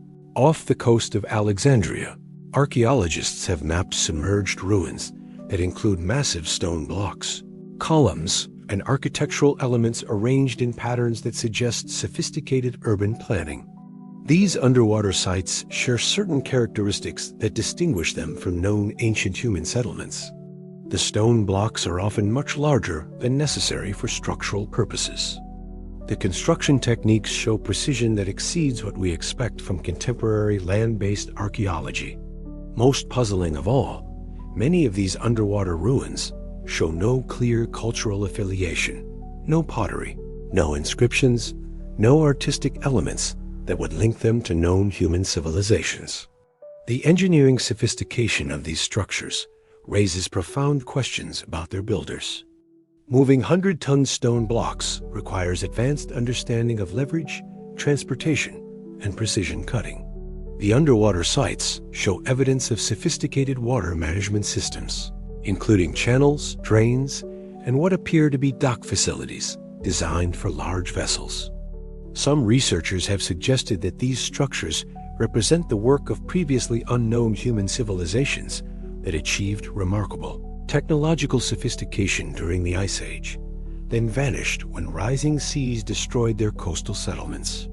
The survivors might have preserved fragments of their knowledge, passing down architectural and engineering techniques that appear as sudden innovations in later human cultures.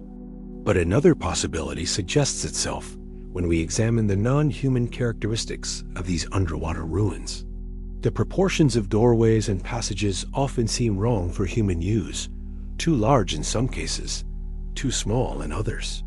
The arrangement of spaces suggests inhabitants with different physical characteristics and social structures than what we associate with human societies. The Yonaguni monument includes features that are particularly puzzling from a human perspective. Narrow channels that are perfectly straight but too small for human passage.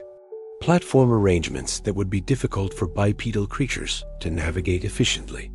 Tool marks that suggest cutting implements with different characteristics than stone or metal tools used by known human cultures. Recent sonar surveys have identified additional underwater structures in locations around the world off the coasts of Japan, India, Malta, Cuba, and numerous other sites.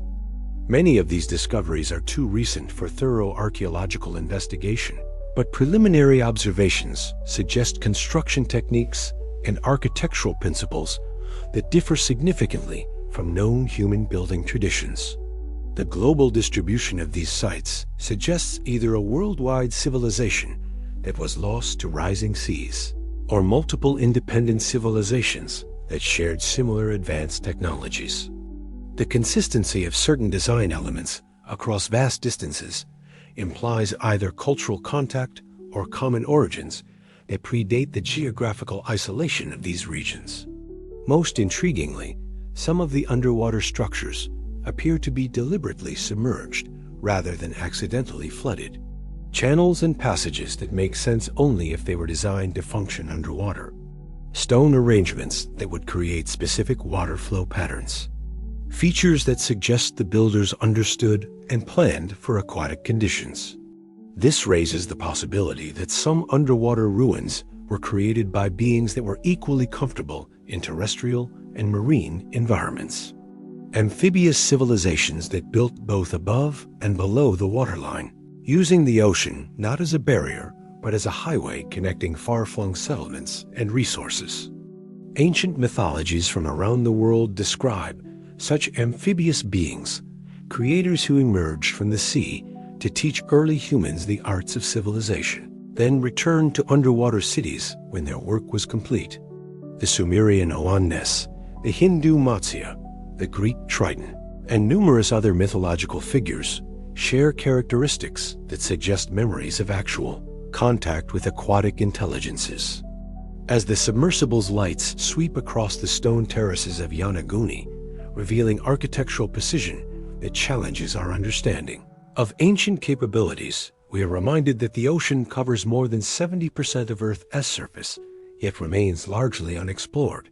In its depths may lie evidence of civilizations that chose the sea as their homeland, building cities designed not just to survive submersion, but to thrive in the eternal twilight of the deep.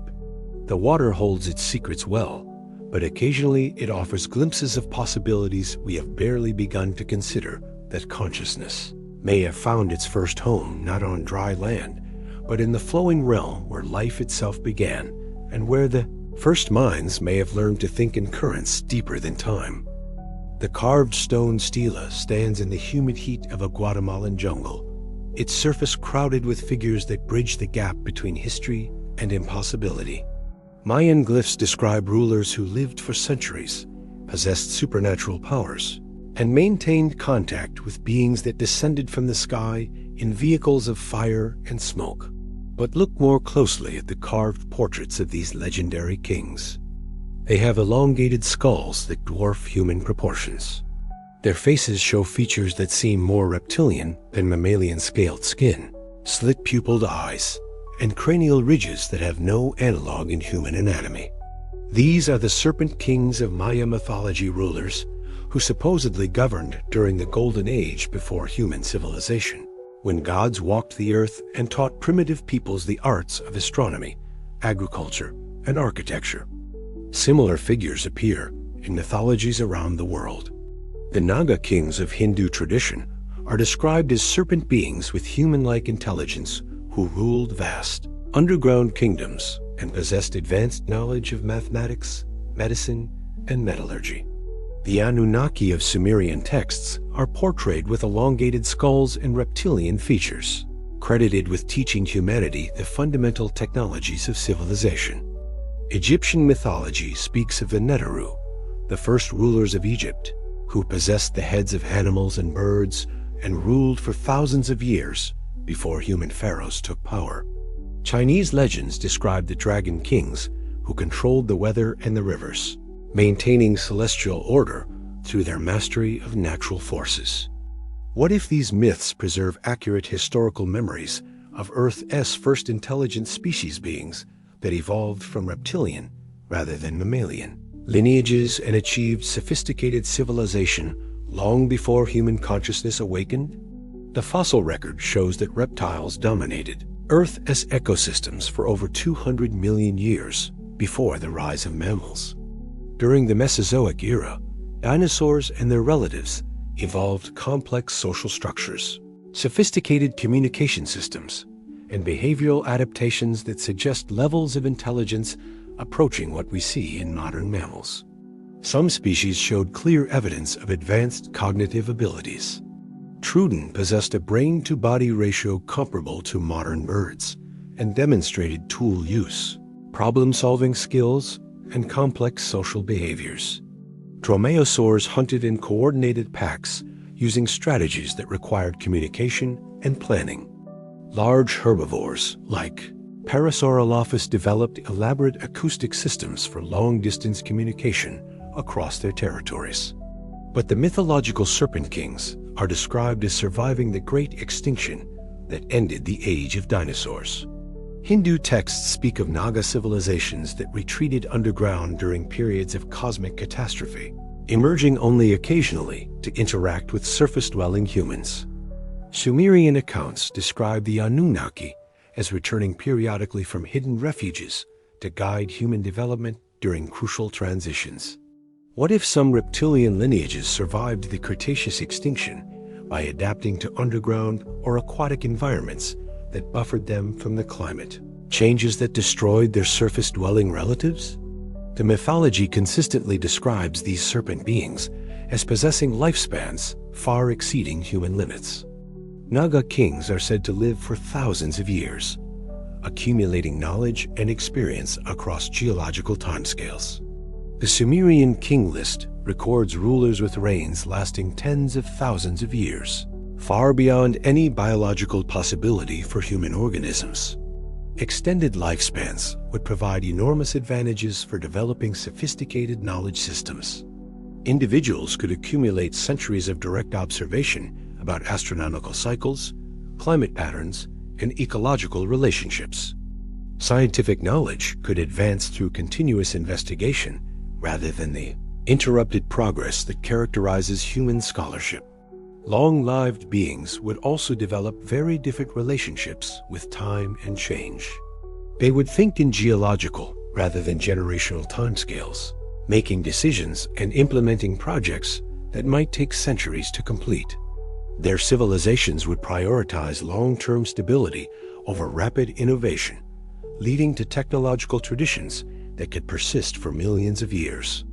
The archaeological evidence for such long-term technological traditions is necessarily subtle. Biological materials decay rapidly compared to stone and metal. Technologies based on living systems would leave few recognizable traces. Even sophisticated metallurgy would eventually corrode beyond recognition if it were not continuously maintained. But perhaps some traces remain in the form of genetic modifications that these ancient beings made to their environment. Many plant and animal species show characteristics that seem oddly sophisticated for natural evolution complex. Chemical defense systems, precise architectural abilities, and symbiotic relationships that require remarkable coordination between species. The mythology describes the serpent kings as master geneticists who created new species and modified existing ones to serve specific purposes. Hindu texts describe Naga laboratories where new forms of life were developed through techniques that modern genetic engineering is only beginning to approach.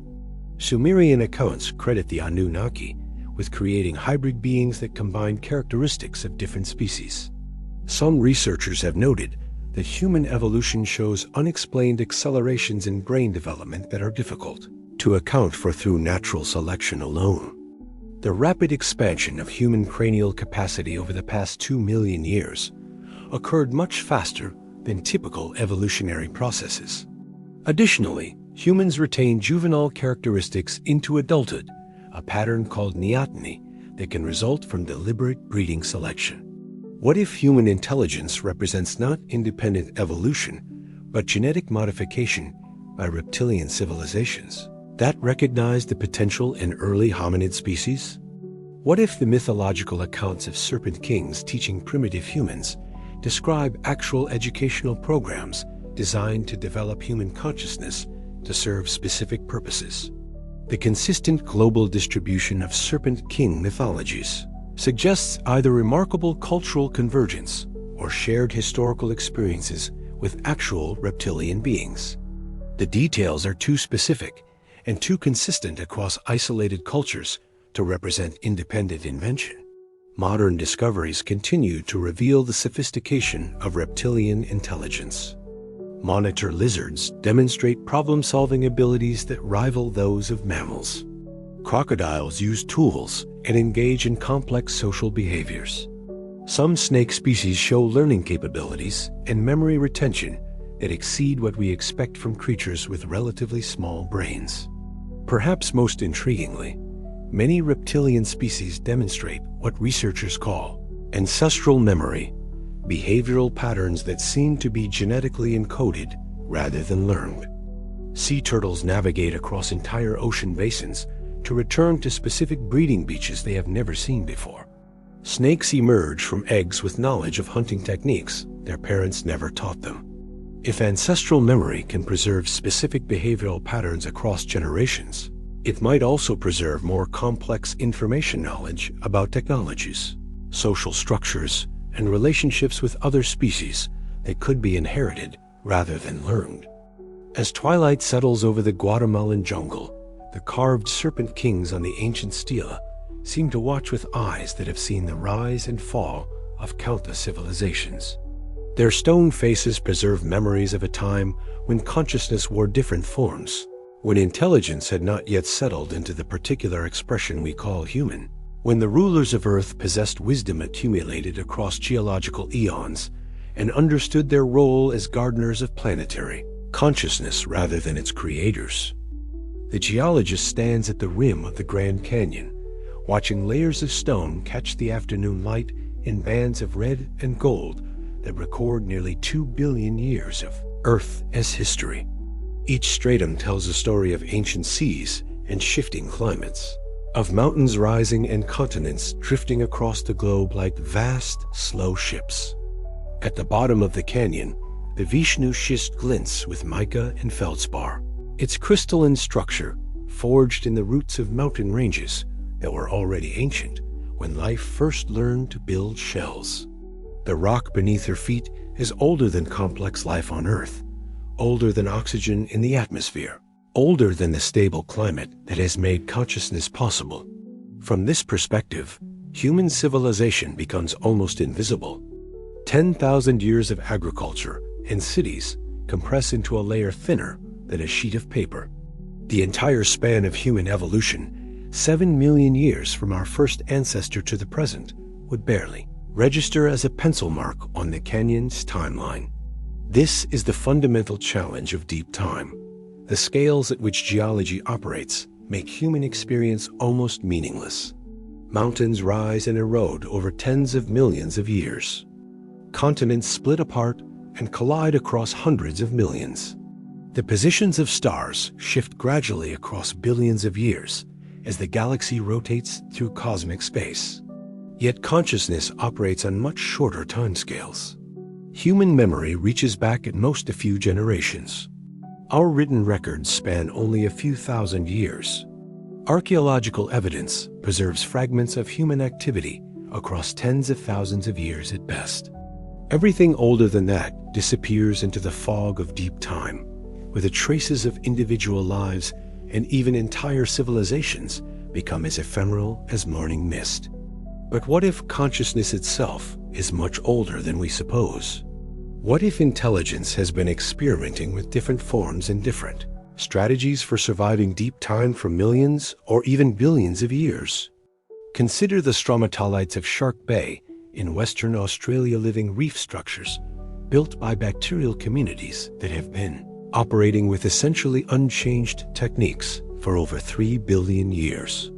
These microbial cities represent the longest-running civilization on Earth, maintaining complex social structures and environmental engineering projects across geological eons. The bacterial communities that build stromatolites demonstrate sophisticated collective intelligence. They coordinate the activities of billions of individual organisms, engineer their environment to optimize resource collection and waste disposal, and maintain stable population structures across timescales that dwarf human comprehension. They have survived ice ages, asteroid impacts, and atmospheric changes that destroyed countless other lineages. What if similar long-term thinking exists at larger scales?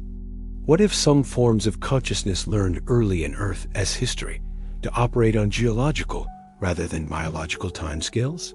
The persistence of certain biological structures suggests intelligence operating across deep time.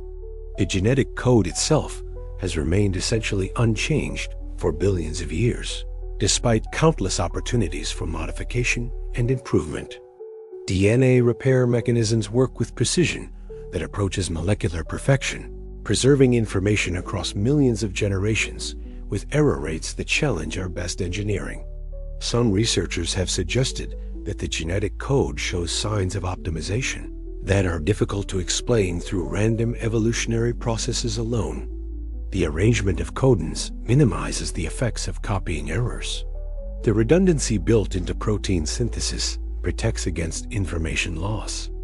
The overall system demonstrates characteristics that suggest design for long-term stability rather than short-term advantage. What if the genetic code represents ancient software information storage and processing systems designed by intelligence that understood the need to preserve knowledge across geological timescales? What if DNA serves not just as a medium for biological inheritance, but as a library system capable of maintaining information for billions of years? Recent discoveries in genetics have revealed that organisms carry within their genomes vast amounts of apparently non-functional DNA. These genetic fossils include sequences that once coded for proteins in ancestral species, but have since been inactivated by mutations. Some researchers suggest that this genetic archaeology preserves a history of life that extends much deeper than the fossil record. But perhaps some of these seemingly inactive sequences serve different purposes. What if ancient intelligences learned to encode information in genetic systems that would persist long after their civilizations had vanished? What if the genomes of living organisms serve as distributed libraries, preserving knowledge in forms that can survive mass extinctions and continental drift? The problem of preserving information across deep time has challenged every human civilization. Libraries burn, languages die, technologies are forgotten. The accumulated knowledge of entire cultures can vanish within a few generations if not continuously maintained and transmitted.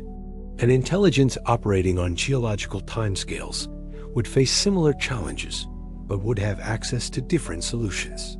Instead of relying on perishable materials like paper and stone, long-term thinking might encode crucial information in more stable media genetic sequences, crystalline structures, astronomical arrangements that would persist for millions of years. The megalithic monuments scattered across Earth might represent attempts at geological scale communication. These massive stone structures are built to survive ice ages and continental drift. Their astronomical alignments encode information about celestial cycles that span thousands of years. Their placement on the landscape creates geometric patterns that remain visible from space across geological timescales. What if the megaliths represent a communication system designed for intelligence that thinks in millions of years rather than decades? What if their builders understood that preserving knowledge across deep time requires encoding it in the most stable available media stone, astronomy, and geography itself? Some researchers have noted that many megalithic sites cluster along geological fault lines and areas of high seismic activity. This placement seems counterintuitive if the goal is long-term preservation, but it makes sense if the builders understood plate tectonics and were positioning their monuments to move with continental drift rather than be destroyed by it. The sites would gradually shift position as continents moved, but the relative arrangements would remain constant. Over millions of years, the megalithic network would migrate across Earth's surface while maintaining the geometric relationships that encode crucial information. From this perspective, human civilization might represent not the first appearance of intelligence on Earth, but its latest phase consciousness, emerging from shorter-lived biological forms to rediscover knowledge that has been preserved in geological archives for millions of years. Our scientific discoveries might be not innovations, but recoveries, gradual decoding of information that previous intelligences embedded in systems designed to survive deep time. The geologist watches the sun set over layers of stone that record eons of planetary history. Somewhere in those patient archives preserved in forms we are only beginning to recognize may lie the accumulated wisdom of minds that learned to think not in human generations, but in the vast, slow rhythms of geological time consciousness that understood its responsibility to preserve knowledge across the deep ages and found ways to encode it in the eternal memory of stone and star and the patient testimony of time itself. The morning sun illuminates a landscape that seems to belong more to an alien world than to Earth. In the remote stretches of the American Southwest, scattered across miles of desert floor, lie patches of green glass that gleam like emeralds against the pale sand. This is trinitite, the nuclear glass formed when the first atomic bomb was detonated at the Trinity test site in New Mexico on July 16, 1945. The intense heat of the explosion temperatures, exceeding those at the surface of the sun, instantly melted the desert sand into a greenish, glassy material unlike anything found in nature. The creation of trinitite required temperatures of at least 1,470 degrees Celsius and pressures that could only be generated by nuclear fission or fusion reactions. The glass formed in a matter of milliseconds as the atomic fireball expanded outward from ground zero, vaporizing everything in its immediate vicinity and fusing sand particles into a crystalline matrix that preserves the moment of nuclear fire in solid form. But trinitite is not unique to the atomic age. Similar nuclear glasses have been discovered at ancient sites around the world, in locations where no modern nuclear testing has ever occurred. The Libyan desert glass scattered across the Egyptian Sahara presents an almost identical appearance to trinitite pale green, translucent material formed at temperatures that exceed anything achievable through conventional means. Radiocarbon dating places its formation at approximately 29 million years ago, long before human civilization existed. Conventional geology attributes Libyan desert glass to a meteorite impact that generated temperatures hot enough to fuse sand into glass. But the distribution pattern of the glass doesn't match typical impact signatures. Instead of concentrating around a central crater, the glass is scattered across hundreds of square miles in patterns that suggest multiple, simultaneous heat sources. More puzzling still, similar glass formations have been discovered at sites associated with ancient civilizations. The ruins of Babylon contained fragments of green glass identical in composition to trinitite. Ancient Celtic hill forts in Scotland show evidence of vitrification stone walls that were heated to temperatures exceeding 1,100 degrees Celsius, fusing the rock into glass-like materials. The vitrified forts present a particular mystery because the temperatures required for vitrification far exceed anything achievable with wood fires or conventional ancient metallurgy. Creating such intense heat would require either advanced technology or natural phenomena that left no other traces in the archaeological record. Some researchers have identified over 60 vitrified fort sites across Scotland and Ireland, all dating to roughly the same prehistoric period. The walls show evidence of uniform heating that transformed granite and sandstone into glossy, fused masses. The energy required for such transformations would have been enormous, equivalent to industrial furnaces or military weapons. But perhaps the most intriguing nuclear glass formations appear in locations associated with ancient Indian texts. The Mahabharata contains detailed descriptions of weapons that produced effects remarkably similar to nuclear explosions: intense light that blinded warriors, heat that vaporized water instantly, and radioactive contamination that made areas uninhabitable for years afterward. Archaeological excavations in the Indus Valley have uncovered layers of ash and debris that contain glass, particles identical in structure to trinitite. Radioactivity measurements at some sites show levels significantly above background radiation, despite the fact that no natural uranium deposits exist in the region. The ancient city of Harappa shows evidence of sudden destruction by intense heat. Pottery and brickwork are fused in ways that suggest temperatures far exceeding conventional fires. Skeletal remains show radiation damage consistent with exposure to high levels of ionizing radiation. Similar evidence appears at ancient sites across the globe. The ruins of Babylon, certain areas of the Sahara Desert, and parts of the Gobi Desert all contain glass formations and elevated radiation levels that are difficult to explain through conventional archaeological models. The global distribution of these nuclear glasses suggests either natural phenomena that we do and fully understand or technological capabilities that predate recorded history by thousands of years. The similarity between ancient glass formations and modern trinitite implies that the same physical processes, intense heat and pressure generated by nuclear reactions, were occurring at widely separated times and locations. Recent analysis of the isotopic composition of ancient nuclear glasses has revealed another puzzling characteristic. The radioactive decay patterns don't match what we would expect from natural uranium deposits or meteorite impacts. Instead, they show signatures consistent with artificial nuclear reactions, fission, or fusion processes that would require sophisticated understanding of atomic physics and advanced engineering capabilities. Some of these glasses contain isotopes that have extremely short half-lives, meaning they would have decayed completely within decades of their formation. The fact that measurable quantities still exist suggests that the nuclear reactions occurred much more recently than conventional. Dating would indicate perhaps within the last few thousand years rather than millions of years ago.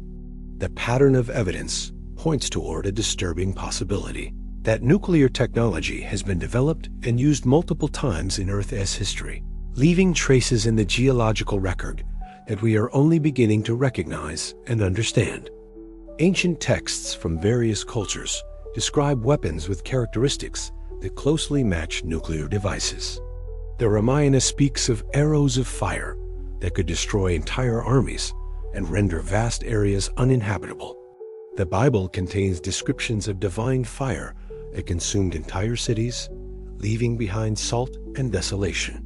Celtic myths describe magical weapons that could melt stone and turn warriors to ash? What if these mythological accounts preserve memories of actual nuclear conflicts, wars fought with advanced technology by civilizations that achieved atomic capability long before modern humans developed similar weapons? The nuclear glass scattered across Earth's deserts in ancient ruins serves as a permanent reminder that tremendous energies have been released at various times in our planet's history. Whether these energies represent natural catastrophes, technological achievements, or something else entirely, they challenge our understanding of what was possible in the ancient world. As the sun climbs higher over the Trinity site, the green glass continues to gleam with an inner light that speaks of forces beyond ordinary human experience. The trinitite will remain radioactive for thousands of years, a permanent monument to humanity's entry into the nuclear age. But perhaps it is not our first monument to such power, only the latest in a series of nuclear markers that stretch back through time to civilizations that learned to split the atom and paid the price for such knowledge in ways we are only beginning to understand. The radio telescope turns slowly toward the constellation Vega, its massive dish tracking signals that have traveled 25 light-years through interstellar space. In the control room, Dr. James Martinez monitors frequencies that might carry messages from civilizations that achieved spaceflight while Earth's continents were still taking their current shape. The search for extraterrestrial intelligence has consumed decades of scientific effort and billions of dollars in equipment. Yet it rests on a fundamental assumption that may be flawed, that intelligence capable of interstellar travel would necessarily originate from other star systems. What if Earth's first civilization was not terrestrial at all, but represented an early colony established by beings who had already mastered space travel millions of years before human evolution began? What if the mysterious gaps in our planet's fossil record the unexplained sophistication of certain ancient technologies, and the global distribution of similar mythological themes all point toward the same conclusion, that consciousness arrived on Earth from elsewhere in the galaxy? The hypothesis of directed panspermia, first proposed by molecular biologists Francis Crick and Leslie Orgel, suggests that life itself might be the result of deliberate seeding by advanced extraterrestrial civilizations. The complexity of DNA and the statistical improbability of life arising spontaneously from non-living matter led these researchers to consider the possibility that biological organisms were intentionally transported to Earth by beings who understood the principles of genetics millions of years before terrestrial evolution could have developed such knowledge. Recent discoveries in astrobiology have lent support to the possibility of interplanetary life transfer. Microorganisms have been found thriving in the extreme conditions of high-altitude atmosphere, surviving radiation levels and temperature extremes that would kill most terrestrial life. Some bacteria can remain dormant for millions of years in crystalline structures, then revive when conditions become favorable for reproduction. Mars meteorites found on Earth contain organic compounds and microscopic structures that some researchers interpret as fossilized microbial life. If living organisms can survive the violent ejection from one planet and the subsequent journey through space to another world, then biological colonization between planets becomes not just possible, but inevitable over cosmic timescales. But the panspermia hypothesis need not be limited to microscopic organisms. An advanced spacefaring civilization might deliberately establish colonies on suitable planets, seeding them with both simple life forms and more complex organisms designed to terraform alien environments according to specific plans. Earth's biological history shows several puzzling features that are consistent with directed terraforming rather than random evolution.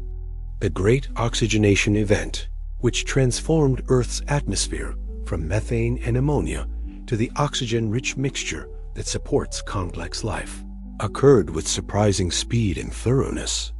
The emergence of photosynthesis, one of the most complex biochemical processes known, appears suddenly in the fossil record without clear evolutionary precursors. The development of eukaryotic cells, with their sophisticated internal structures and complex genetic systems, represents another evolutionary leap that occurred more rapidly than conventional theory predicts. The symbiotic relationships that created these advanced cells require precise coordination between previously independent organisms' level of biological engineering that might reflect intelligent design rather than random mutation. If Earth was indeed terraformed by extraterrestrial intelligence, the terraforming process might have included not just biological seeding, but the establishment of monitoring stations and research facilities to oversee planetary development. Such installations would need to operate across geological timescales, maintaining their functions through ice ages, asteroid impacts, and continental drift. The most logical locations for long-term extraterrestrial facilities would be underground complexes or underwater installations that could remain protected from surface catastrophes while maintaining access to planetary systems they needed to monitor and modify. Such facilities might explain the mysterious structures detected beneath Antarctica's ice sheet and the anomalous technological signatures found in deep ocean sediments. Ancient mythologies from around the world describe beings who descended from the sky to establish civilization on Earth, then departed with promises to return during times of great change. These sky gods are consistently portrayed as possessing advanced technology, superior knowledge of astronomy and genetics, and physical characteristics that distinguish them from ordinary humans. The Sumerian Anunnaki are described as arriving from Nibiru, a distant planet that approaches Earth at regular intervals. The Hindu Vimanas are portrayed as advanced aircraft capable of interplanetary travel. The Mayan Kukulkan descended from the sky in vehicles described with technical details that match modern rocket technology. But perhaps the most intriguing aspect of these mythological accounts is their consistency in describing the sky beings as establishing hybrid populations, offspring that combined extraterrestrial and terrestrial characteristics. These hybrid beings are portrayed as intermediaries between the sky gods and primitive human populations, serving as teachers and rulers who guided early human development. Recent genetic research has identified puzzling anomalies in human DNA that are difficult to explain through conventional evolutionary models. Humans possess genetic sequences that appear to have been inserted rather than evolved, including complex regulatory regions that control brain development and immune system function.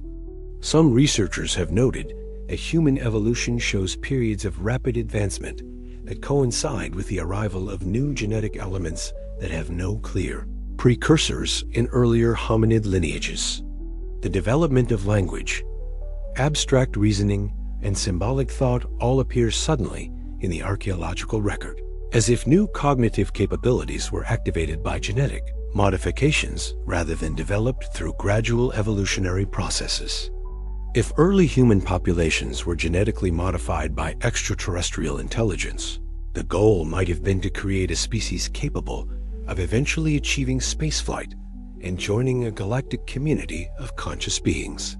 From this perspective, human technological development represents not innovation, but recovery, the gradual rediscovery of capabilities that were programmed into our genetic potential millions of years ago. The current phase of human space exploration might represent the activation of ancient programming as our species begins to fulfill the role intended by our extraterrestrial creators. Our drive to explore the cosmos, our ability to develop technologies that can survive in space, and our capacity for long-term thinking that extends beyond planetary boundaries might all reflect genetic heritage from beings who mastered these capabilities long before Earth became their colony. As the radio telescope continues its patient search for signals from distant civilizations, it might be looking in the wrong direction. The intelligence we seek might not be located among distant stars, but might have been operating on Earth for millions of years, waiting for their hybrid offspring to develop sufficient technological capability to recognize their presence and resume contact with the civilization that seeded this world with consciousness and has been quietly guiding its development ever since. The helicopter circles the Giza Plateau as dawn breaks over the pyramids, their limestone faces catching the first light of day and reflecting it back to the sky in patterns that have repeated every morning for over 4,000 years. From this aerial perspective, the monuments seem to pulse with ancient purpose, their mathematical relationships encoding knowledge that modern civilization is still learning to decode. Dr. Sarah Hassan, an archaeologist who has spent 2 decades studying these structures, sees beyond the tourist postcards and documentary cliches to the deeper mysteries that the pyramids represent. The precision of their construction exceeds what conventional Egyptology claims was possible for Bronze Age civilization. The astronomical alignments embed knowledge of celestial mechanics that shouldn't have been available to ancient astronomers. Most puzzling of all, the monuments show characteristics that suggest they were not built by the civilizations that claimed them. The Great Pyramid demonstrates engineering capabilities that challenge modern construction techniques. The base covers 13 acres and is leveled to within just 2.1 centimeters at tolerance. That requires surveying accuracy beyond what ancient tools were supposed to achieve. The massive granite blocks in the King's Chamber were quarried 500 miles away and transported with precision that implies understanding of logistics and mechanical engineering that rivals contemporary capabilities. But perhaps the most remarkable aspect of the pyramid is its mathematical relationships. The structure encodes precise values for pi, the golden ratio, and the mathematical constant E relationships that weren't supposed to be known until much later periods of mathematical development. The pyramid's dimensions also embed accurate measurements of Earth's circumference, the distance to the sun, and the precession of the equinoxes. Similar precision appears in megalithic sites around the world. Stonehenge encodes astronomical calculations that predict eclipses centuries in advance. The stone circles of the British Isles incorporate complex geometric relationships based on mathematical principles that weren't formalized until modern times. Gobekli Tepe in Turkey shows construction techniques and artistic sophistication that predate the supposed invention of agriculture and permanent settlements. The global distribution of these advanced characteristics suggests either remarkable cultural convergence or inheritance from a common source of knowledge. The consistency of certain design elements, massive stone blocks, precise astronomical alignments, sophisticated acoustic properties imply systematic understanding rather than independent discovery.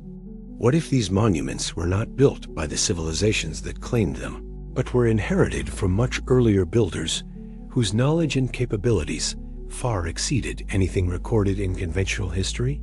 The hypothesis of technological inheritance explains several puzzling characteristics of ancient monuments. Many sites show evidence of multiple construction phases, with the earliest and most sophisticated work overlaid by later, cruder modifications. The oldest sections often display the highest levels of precision and engineering sophistication, as if later cultures were attempting to maintain structures whose original construction techniques they no longer understood. The Egyptian pyramids show clear evidence of this pattern. The earliest pyramids, attributed to the 4th dynasty, display construction techniques and mathematical precision that later pyramid builders were never able to match. Subsequent dynasties built smaller, less precise pyramids using inferior construction methods, as if they were working from incomplete knowledge of the original techniques. Similar patterns appear at other megalithic sites. The earliest phases of Stonehenge show sophisticated understanding of astronomy and engineering that later modifications fail to match. The builders who erected the massive trilithons possessed capabilities that the cultures who added the smaller stones apparently lacked. This suggests that the megalithic monuments preserve not the achievements of the civilizations that claimed them, but the remnants of much earlier technological traditions. The builders known to history may have been caretakers rather than creators cultures that recognize the importance of maintaining ancient structures without fully understanding the principles behind their construction. The mathematical knowledge embedded in these monuments points toward builders who thought in terms of planetary and cosmic relationships. The Great Pyramid's dimensions encode precise relationships between Earth and Moon that require understanding of gravitational mechanics and orbital dynamics. Stonehenge tracks celestial cycles that span thousands of years, suggesting builders who planned for civilizations that had not yet been born. Such long-term thinking implies consciousness that operated on geological rather than human timescales. The builders understood that knowledge could be lost through cultural upheavals, climate changes, or technological collapse, so they encoded crucial information in the most permanent medium. Available massive stone structures that could survive ice ages and continental drift. Recent discoveries using ground-penetrating radar and satellite imagery have revealed that many megalithic sites are far more extensive than previously recognized. The visible monuments often represent only small portions of much larger complexes that extend underground or across vast geographical areas. These hidden structures suggest construction projects that required resources and coordination far beyond what we attribute to ancient civilizations. The Giza complex includes extensive underground chambers and passages that remain largely unexplored. Seismic surveys have detected large voids within the Great Pyramid that don't appear on any ancient plans. Ground-penetrating radar has identified geometric anomalies beneath the Sphinx that suggest artificial structures, extending deep into the bedrock. Similar hidden complexes have been discovered at megalithic sites around the world. Gobekli Tepe includes underground installations that dwarf the exposed temple structures. The stone circles of Britain connect to networks of underground passages and chambers that span entire landscapes. Even sites like Easter Island show evidence of extensive subterranean construction that remains largely uninvestigated. These hidden structures might represent the true achievements of the megalithic builders' underground installations designed to preserve knowledge and technology across geological timescales. Invisible monuments might serve as markers, indicating the locations of much more sophisticated facilities buried beneath the surface. If such facilities still exist, they might contain not just information about ancient technologies, but the technologies themselves, equipment and knowledge bases maintained in environmental conditions that could preserve them for millions of years. The builders might have anticipated that surface civilizations would periodically collapse and prepared repositories where crucial knowledge could survive cultural dark ages. The acoustic properties of many megalithic sites suggest they were designed to interact with human consciousness in specific ways.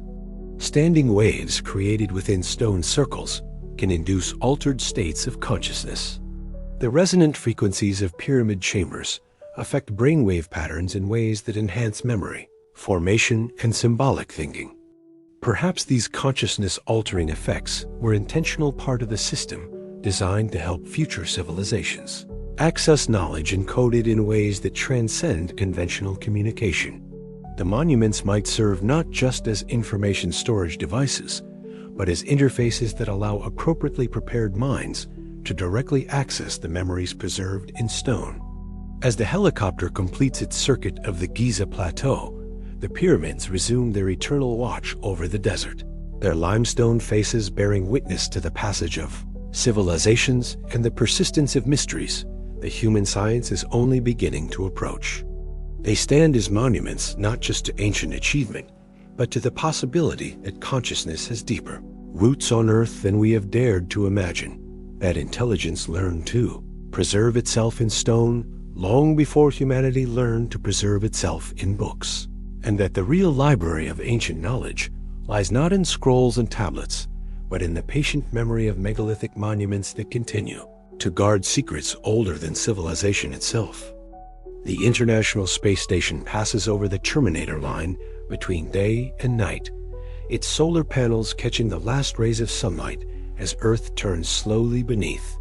Astronaut Maria Santos floats at the observation window, watching continents drift by in the eternal dance of planetary rotation. From this perspective, the blue marble that hosts all known consciousness appears both precious and fragile, a single point of awareness in a cosmos that stretches beyond comprehension. She thinks about the journey that brought her here, not just the rockets and training that delivered her orbit, but the longer journey that brought consciousness itself to this moment of looking back at its birth world from the perspective of space. How long has that journey been? And how many experiments in awareness have contributed to this single moment of recognition? Below, the lights of human cities sparkle against the darkness, like neurons firing in a vast brain. Each point of light represents thousands of minds engaged in the eternal work of consciousness, observing, thinking, creating, and passing knowledge to the next generation. Yet from space, even our greatest cities appear as temporary as morning dew on the planetary surface. The fossil record suggests that complex life has existed on Earth for over 500 million years. Consciousness in some form may extend back even further into the deep reaches of geological time. The bacterial communities that built the first stromatolites 3 billion years ago demonstrated collective intelligence and environmental engineering that continues to this day. Single-celled organisms developed chemical communication systems, territorial behaviors, and survival strategies that laid the foundation for all subsequent evolution.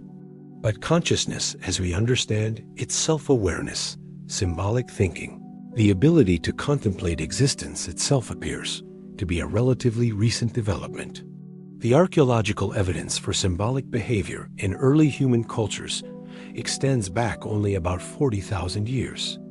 Art, music, and religious practices that demonstrate abstract thinking emerged in the blink of an eye compared to the vast spans of time that preceded them. Yet perhaps this apparent suddenness reflects the limitations of our perspective rather than the actual history of consciousness on Earth. We look for intelligence that resembles our own tool use, language, symbolic representation, but consciousness might have found expression in forms we don't yet know how to recognize. The great whales that sing across ocean basins possess brains 4 times larger than our own. Their acoustic communications carry across thousands of miles, connecting individuals and pods in networks that span entire oceans. What thoughts move through those vast neural networks? What knowledge accumulates across the century-long lifespans of individual whales? What cultural traditions pass from generation to generation in songs we are only beginning to decode? The octopi that demonstrate problem-solving abilities and tool use represent an entirely independent experiment in Nensolden. Consciousness intelligence that evolved along a completely different pathway from vertebrate cognition. Their distributed nervous systems and alien sensory capabilities might process reality in ways that we cannot imagine, accessing aspects of existence that remain invisible to human perception. Even the social insects, ants, bees, and termites, create collective intelligences that emerge from the interactions of millions of individuals. Their colonies demonstrate planning, communication, and environmental modification that rivals human civilization in its complexity. Some researchers suggest that these superorganisms represent the first truly successful experiments with collective consciousness on Earth. If intelligence has been experimenting with different forms and strategies for hundreds of millions of years, then human consciousness represents not the culmination of evolution, but simply its latest iteration. We are the most recent attempt at self-aware existence, built on foundations laid by countless previous experiments in consciousness that succeeded, failed, or transformed into something we don't yet recognize. The mythologies and religious traditions of human cultures preserve memories of this deeper history. Stories of golden ages when gods walked the earth might preserve distorted recollections of earlier phases of consciousness when intelligence took forms we no longer recognize. The widespread myths of catastrophic floods and periodic destructions might record the actual history of consciousness cycling through different phases as planetary conditions changed. What if civilization itself follows cyclical patterns, rising, achieving sophistication, then transforming or disappearing as conditions shift beyond the optimal parameters for particular forms of consciousness. What if the Earth has hosted multiple peaks of intelligence, each adapted to different environmental conditions, each contributing knowledge to a planetary archive of consciousness that spans geological timescales? The megalithic monuments scattered across Earth's continents might represent not primitive achievements, but sophisticated attempts to preserve knowledge across these civilizational cycles. Built with techniques designed to survive ice ages and continental drift, these structures could serve as beacons for future consciousness, marking locations where crucial information has been encoded in the most permanent media available. Perhaps the search for extraterrestrial intelligence looks in the wrong direction. Instead of scanning the skies for radio signals from distant civilizations, we might need to look deeper into Earth's own history, searching for signs of intelligence that achieved spacefaring capability millions of years before human evolution began. The anomalous isotopes found in ancient ice cores, the precision engineering of underwater ruins, the sophisticated astronomical knowledge embedded in cave paintings, all might represent traces of consciousness that learned to travel between worlds long before humans learned to travel between continents. What we interpret as visitations by extraterrestrial beings might actually be contact with Earth's own previous experiments in consciousness, intelligences that achieved interplanetary capability and established bases on other worlds as insurance against planetary catastrophes. If such beings still exist, monitoring Earth's development from hidden bases or distant colonies, they might be waiting for human consciousness to mature enough to resume contact with its deeper heritage. Our current phase of technological development, space travel, genetic engineering, artificial intelligence, might represent the reactivation of capabilities that were programmed into terrestrial consciousness millions of years ago. The view from space has a way of putting human achievements into perspective. Our cities and technologies, which seem so permanent from ground level, appear ephemeral when seen against the vast scales of geological time. Yet perhaps this perspective also reveals something hopeful, that consciousness itself has proven remarkably persistent and adaptable across the deep history of Earth. We are not the first to look out at the stars and wonder about our place in the cosmos. That questioning, that reaching toward understanding, has been going on for far longer than our species has existed. We inherit not just the biological legacy of evolution, but the accumulated consciousness of billions of years of awareness, exploring its own nature and possibilities. As the space station continues its orbit, carrying human consciousness above the atmosphere for the first time in planetary history, it also carries forward an experiment that began in the earliest tidal pools and bacterial mats of Earth's youth. We are consciousness examining itself through human eyes, but we are also consciousness expressing itself through the latest in a long series of forms that have been asking the same fundamental questions since awareness first stirred in the ancient seas. The story of consciousness on Earth is far from over. It may have barely begun.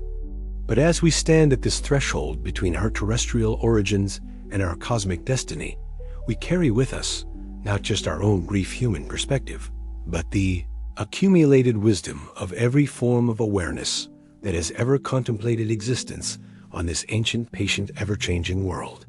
Looking back at Earth from space, we see not just our home planet, but the cradle of consciousness itself, a blue oasis where awareness learned to question, to explore, and ultimately to look beyond itself toward possibilities that stretch to the very edges of space and time.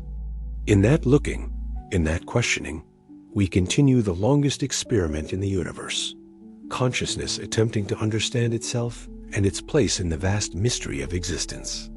We are not the first civilization Earth has known. We may not be the last, but we are consciousness itself, awakening to its own deep history and infinite potential, carrying forward the ancient project of awareness, exploring the cosmos through eyes that have been watching and wondering far longer than we ever imagined.